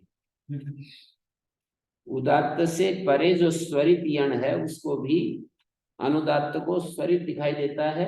तथा च तैत्तिरीय के शाखांतरे पठ्यते, जैसे तैत्तिरीय शाखांतर में पढ़ा है यास्ते विश्वा समिधा सन्ति अग्ने, संति अग्नि को स्वरित कर दिया गया। तैत्तिरीयारण्यक में ना ऐसा पढ़ा है, यास्ते विश्वा समिधा सन्ति अग्ने, अग्नि तेम अकारा स्वरिता पठ्यते, अग्नि का जो अकार है स्वरित पढ़ा है। यास्ते विश्वा समिधा सन्ति अग्ने, हे अग्नि तुम्हारी जो सारी समिधाएं हैं ना, ये जो एक होते हैं प्रतीयमान अर्थ से, अरविंद ने इसमें बहुत बड़ा योगदान दिया है कि दोहरे दोहरे अर्थ हैं वेद के, जो एक तो प्रतीयमान अर्थ हैं और एक उन प्रतीयमान अर्थों से किसी को बना रहे हैं। तो अग्नि तो ये हो गया जो मतलब वो जो सामने अग्नि जल रही है, और ये सारी जितनी भी तुम्हारी समिधाएं हैं, यास्ते शिवा यास्ते विश्वा समिधा संति, हे अग्नि जितनी तुम्हारी समिधाएं हैं, अब वो प्रसंग में जो भी है तो ये समिधाएं जितनी भी उसमें डालते हैं, जो सामग्री समिधा जो उसमें डालते हैं, तो ऐसे ही अग्नि यदि हम आत्मा को माने तो उस आत्मा में सारी आहुतियां, सारा जो प्रपंच है, सारा जो बाहर का जो जगत है वो उस आत्मा की तरफ जाना चाहिए, उस आत्मा की तरफ जाना चाहिए। मतलब जो कि सारी समिधाएं आत्मा की तरफ न जाकर भोग में लग जाती हैं, स्वार्थ पूर्ति में लग जाती हैं, अहंकार की पूर्ति में लग जाती हैं, उधर न जाकर सारी समिधाओं से अग्नि की तृप्ति ही प्रयोजन होता है। जैसे वहां अग्नि की तृप्ति की जाती है यज्ञ में, समिधाओं के द्वारा अग्नि को तृप्त किया जाता है, ऐसे ही हमारे जितने भी कर्म क्रियाकलाप वो सब उस आत्मा को तृप्त करने के लिए, मतलब उसके समर्पण होने चाहिए, ना कि इनका कोई, इन संविधानों का अपना कोई स्वतंत्र प्रयोजन नहीं होना चाहिए कि मुझे सुख मिलेगा, मेरा, मैं कुछ विशेष बनूंगा, इस तरह की समझ यहाँ पर। तो अग्ने यास्ते विश्वा समिधा संति अग्ने, अग्ने इति मकारा स्वरिता पठ्यते, तथा ब्राह्मणे भी और ब्राह्मण ग्रंथ में भी दध्याशयति इति आकारा स्वरिता पठ्यते। दध्याशयति में आज जो है स्वरित दिखाई देता है, तो इसका मतलब क्या हुआ? कुछ लोग कहते हैं कि उदात्त स्वरित यणोपि, माने उदात्ता स्वरिता जो सूत्र लगता है ना, जहाँ अभी जो खंडन किया था ना कि वो तो फिर वहां भी पाएगा, तो कुछ लोग कहते हैं कि उदात्त स्वरित यणों का मतलब है उदात्ता स्वरिता। इस सूत्र, इस पंक्ति का अर्थ है उदात्त स्वरित यणों में उदात्तात पर्यो या स्वरिता, उदात्ता स्वरित से जो कहा है, तस्योयण तस्माद अभी परस्य, जैसे कि तैत्तरीय संहिता में सुनाई पड़ रहा है, तो यास्ते विश्वास समिधा संति अग्ने, संति के ई को यणादेश हुआ, उदात्त स्वरिता, उस अकार अग्नेतम अकार स्वरिता पठ्यते, अकार को स्वरित पढ़ा है। कैसे पढ़ा ये? स्वरित मान लिया कुछ, मतलब सूत्र संति के ई को जो ये हुआ है ना, वो उदात्त स्वरिता है। उदात्त से उत्तर अनुदात्त को स्वरित हुआ, अग्ने इतिहाकारा स्वरिता पठ्यते। कैसे पढ़ा ये? यास्ते विश्वास समिधा संति, संति में ये दध्यासा जैसा एक उदाहरण है गुरुजी, जो स्वरित पा रहा था उसको ये अनिष्ट नहीं मान रहे। हाँ, दध्यासा में स्वरित पा रहा है, अनिष्ट नहीं मार रहे, तो इसको ऐसे समझेंगे, संति अग्नि में ऐसे दिखाई पड़ेगा कि अग्नि जो है वो अनुदात्त आदि है, अग्नि अनुदात्त आदि है, आदि में अनुदात्त है अग्नि को, अग्नि को अनुदात्त है, और संति में उदात्ताद अनुदात्त स्वरित, स्वरित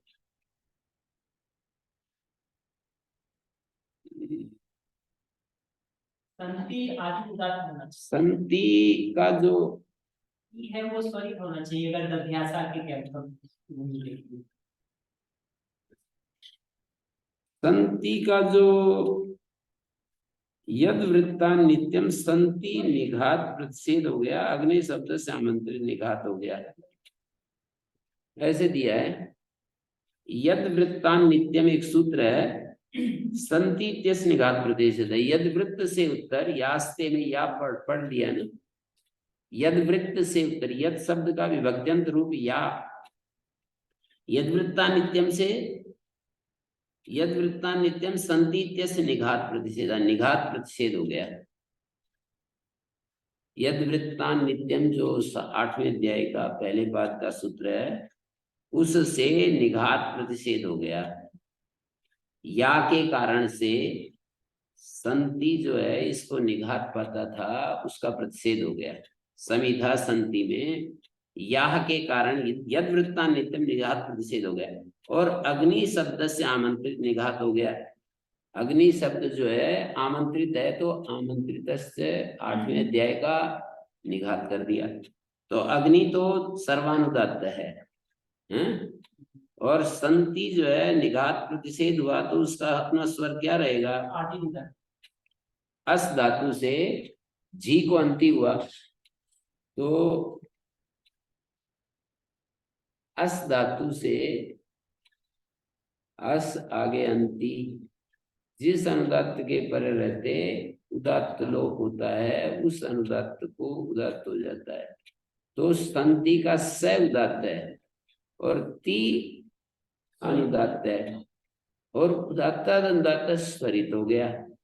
संति का जो ई है वो स्वरित हो गया, उस स्वरित को फिर ये हो गया।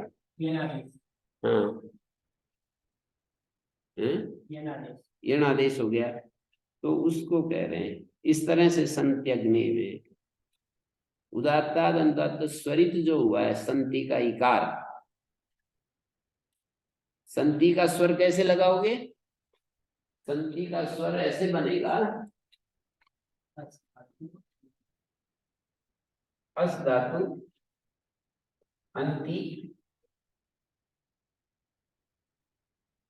और ये जो है अंति क्या हुआ? अंति का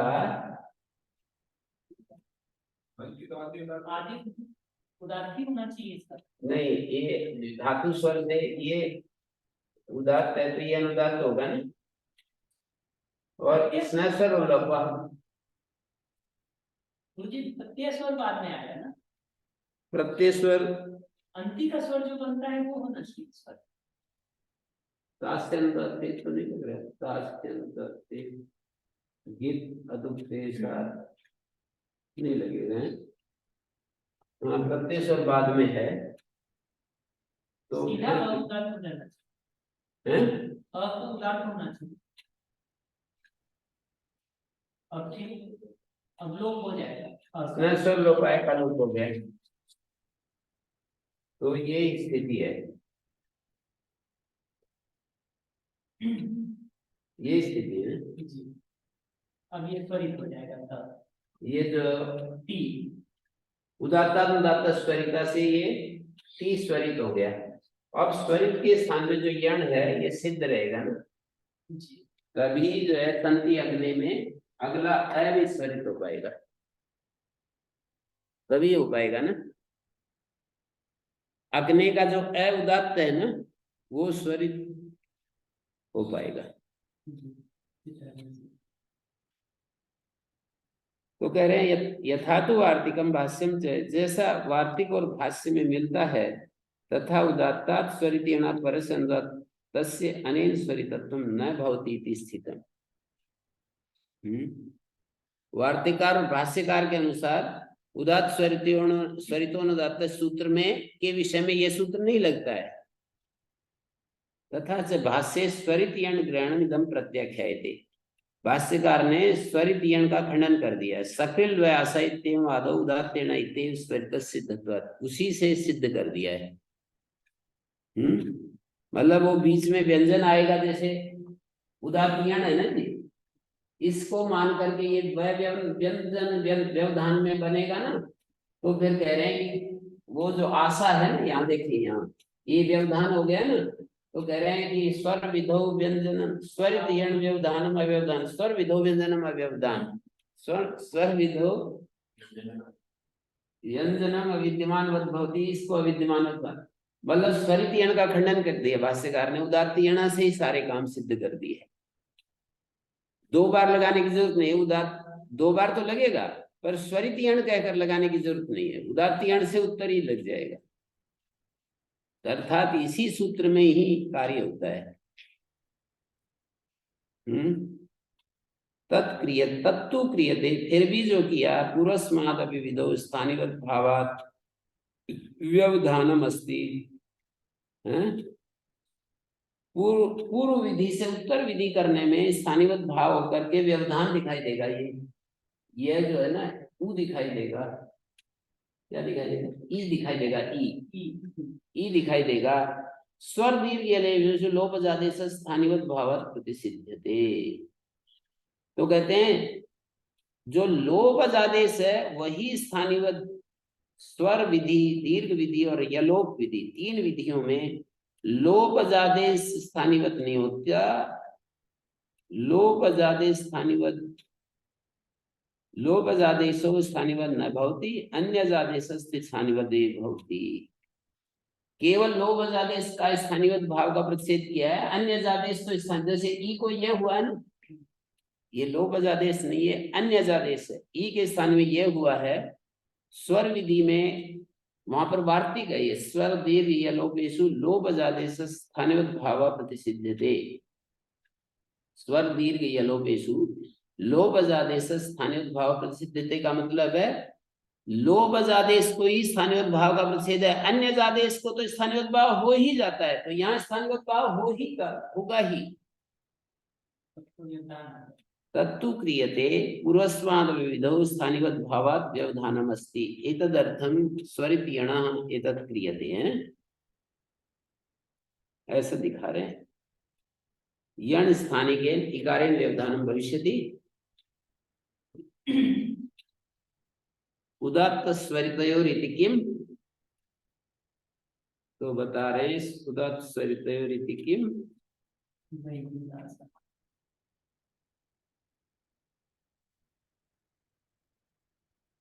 वैदी आशा वैद्याशा, इसका वैदी आशा वैद्याशा, इसका स्वर लगेगा, वै उदात्त है और शा भी उदात्त है, आ अनुदात्त है।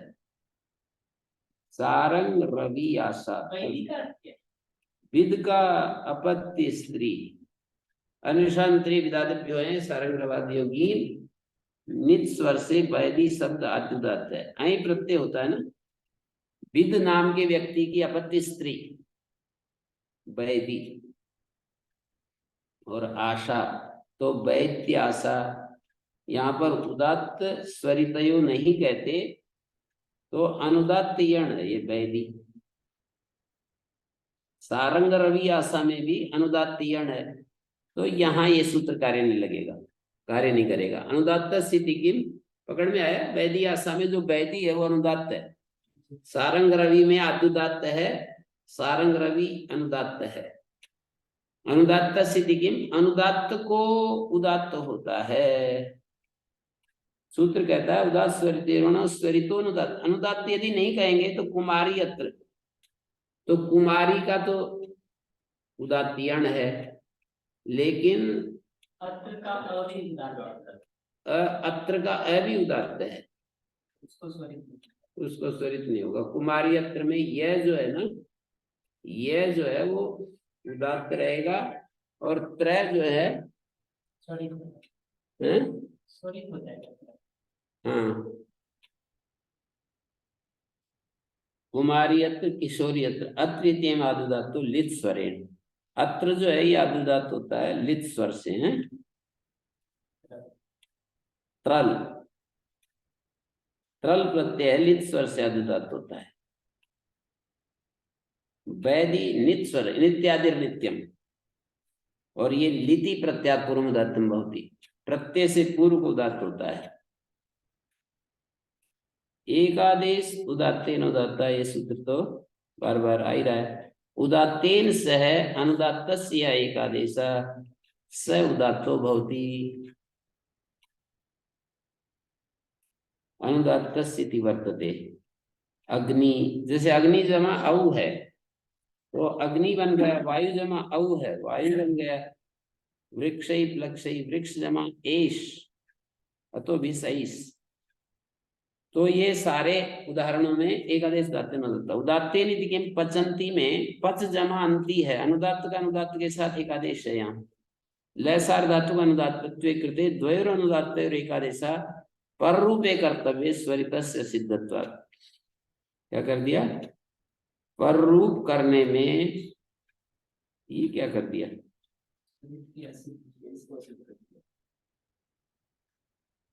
8-4-66 से जो स्वरित हो रहा है उसको असिद्ध कर, पर रूपे कर्तव्य स्वरितस्य असिद्धत्वात्। पच अंति है, लयसार धातु का अनुदात्तम हो गया, और दो अनुदात्तों का एकादेश हुआ।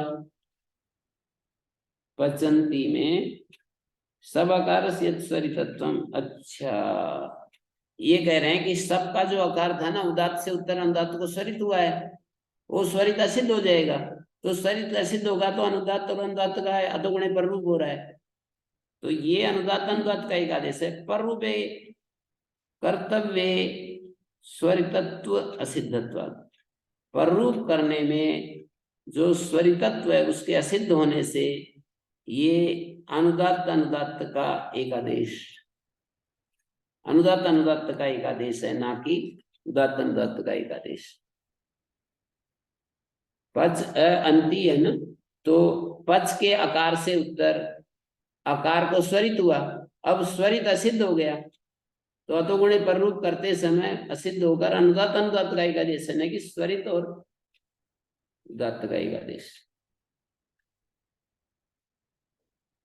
मतलब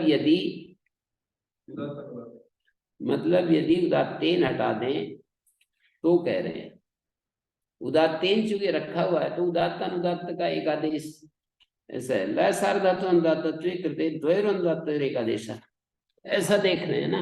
वत्स अंधी,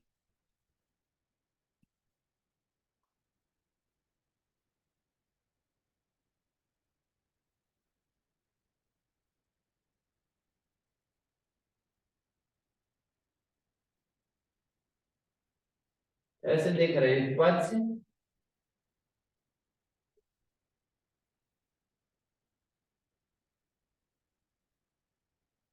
ये अनुदात हो गया, ये भी अनुदात है, ये उदात्त है, उदात्त अनुदात्त स्वरित है। अतोगुणे पर रूप हुआ।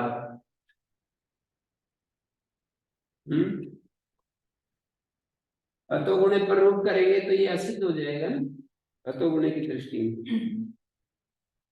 ये तो उदात्त है, उदात्त अनुदात्त स्वरित है। स्वरित को जब हम असिद्ध करेंगे तो अतोगुणे लगाएंगे तो अनुदात्त अनुदात्त का एक आदेश है, ना कि यही कहा ल सार्वधातु अनुदात्तत्वे कृते द्वयोर अनुदात्तयोर एक आदेश, दो अनुदात्तों का एक आदेश है ये। यद्यपि उदात्त से उत्तर अनुदात्त को स्वरित हो गए, लेकिन वो असिद्ध हो जाएगा। पर रूप करते समय स्वरित तो असिद्ध हो जाएगा, असिद्ध हो जाएगा तो दो अनुदात्तों का एक आदेश है। स्वरितो वानुदात्ते पदादौ। इसमें गुरुजी नीचे कमेंट में लिखा है केचित् अत्र अनुदात्तस्य इति न अनुवर्तते।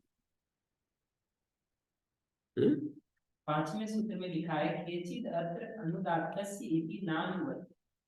नानुवर्तयन्ति, ये जो अनुदात्त की अनुवृत्ति आई हुई है 5वें सूत्र में, अनुदात्तस्य इति वर्तते, उदात्त के साथ जो अनुदात्त का एक आदेश।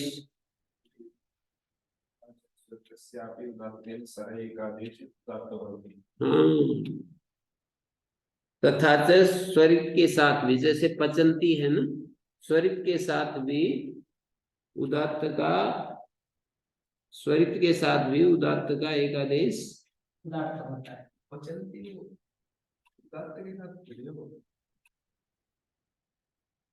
कहाँ पर लिखा है?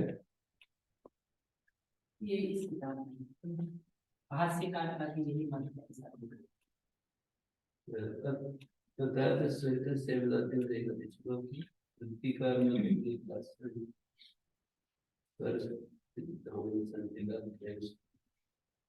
अच्छा, ये तो टिप्पणी भी है।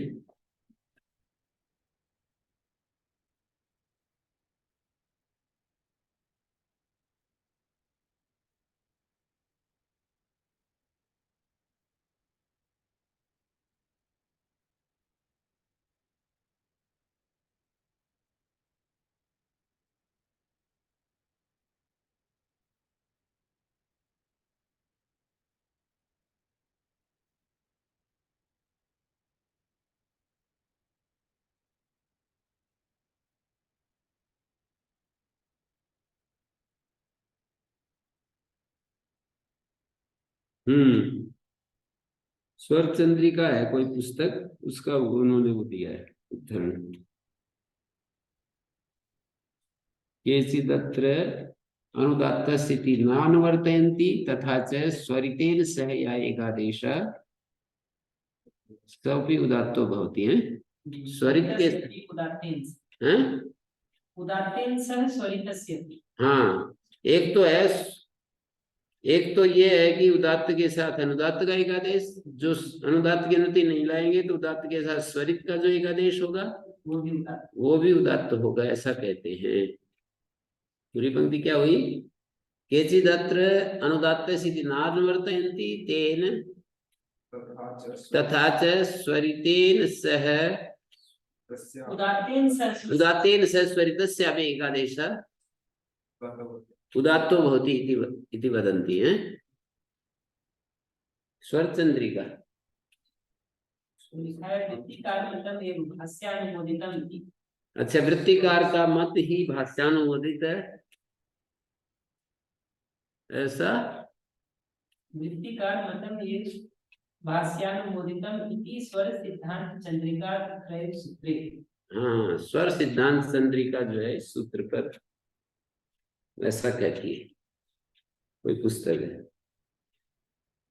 तो स्वरितो वान उदात्ते पदादो, इस सूत्र को पूरा करता हूँ और विराम देता हूँ। अनुदात्ते पदादो उदात्तेन से या एकादेशा स स्वरितो वा भवति उदात्तो वा। स्वरित या उदात्त पाक्षिक होता है।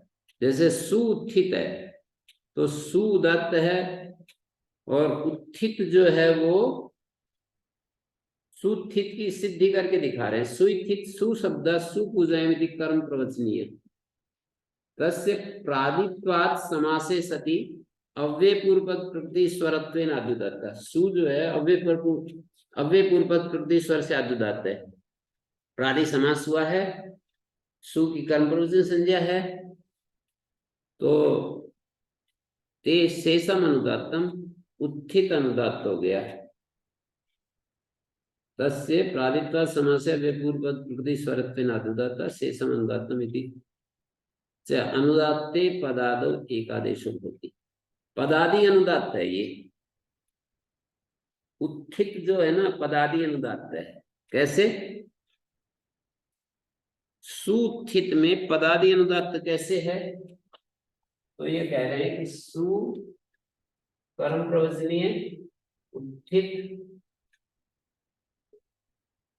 पदादि अनुदात्त है। ये समास होगा तो ये अव्यय पूर्वक प्रकृति स्वर होगा। सु जो है निपाता अनुदात्त, अनुदात्त मतलब एक वर्जन, पदादि अनुदात्त है। अब एक आदेश होगा, तो एक आदेश करते समय विकल्प से स्वरित होगा। तो ये सुठित का क्या बना, एक तो स्वरित हो जाएगा और पक्ष में एक आदेश उदात्त हो जाएगा, तो ऐसा बनेगा।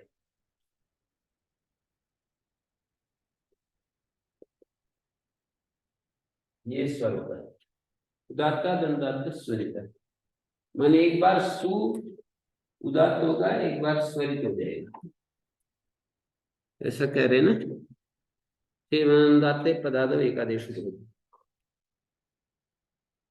अब दूसरा उदाहरण ले लीजिए। वी इक्षते वी अत्रापि तिंग अधिका निघाते कृते अनुदात्ते पदादो एकादेश है। वीक्षते और वसुको असी, वसुक असी में असी जो है तिंग तिंगा से निघात होगा, और वसुक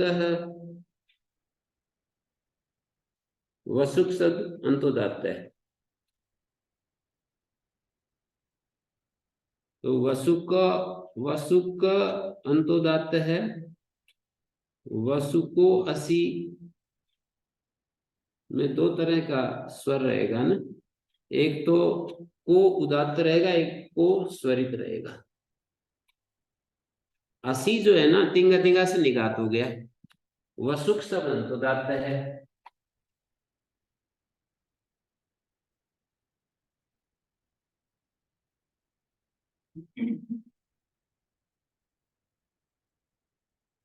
वसुक अंतोदात्त है। आगे असी है, ये तिंगा तिंगा से अनुदात्त हो गया। सु आया, सु रू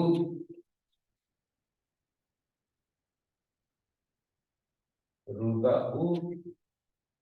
संस्वन धर्मी होते हैं, मान लीजिए व्यंजन के स्थान में भी जो जैसे आया ना, वो भी अनुदात्त ही कहलाएगा। ये उदात्त है, ये अनुदात्त है, ये असी है। अब उदात्त अनुदात्त का एक आदेश वसुको बन गया। ये क्या हुआ, उदात्त हो गया। और असी तो अनुदात्त है, अनुदात्त पदादि है ये। अब ये देखिए एक आदेश हुआ है इंगा पदांता गति, तो पदादि अनुदात्त है ना, इस अनुदात्त को ओ में जब ये मिलेगा तो ये पाक्षिक स्वरित हो जाएगा, पाक्षिक स्वरित हो जाएगा। स्वरित ग्रहण स्पष्टार्थम, स्वरित ग्रहण विस्पष्टता के लिए उदात्ते ही विकल्पिते, यदि हम उदात्त विकल्प से होता है ऊपर से उदात्त की अनुवृत्ति लाते, उदात्ते ही विकल्पिते तस्मिन् सति आंतर्यता एव स्वरितो भविष्यति, आंतर्य से अपने आप ही स्वरित हो जाएगा। हम यूं कह देंगे उदात्त विकल्प से होता है, पक्ष में आंतर्य से स्वरित हो जाएगा।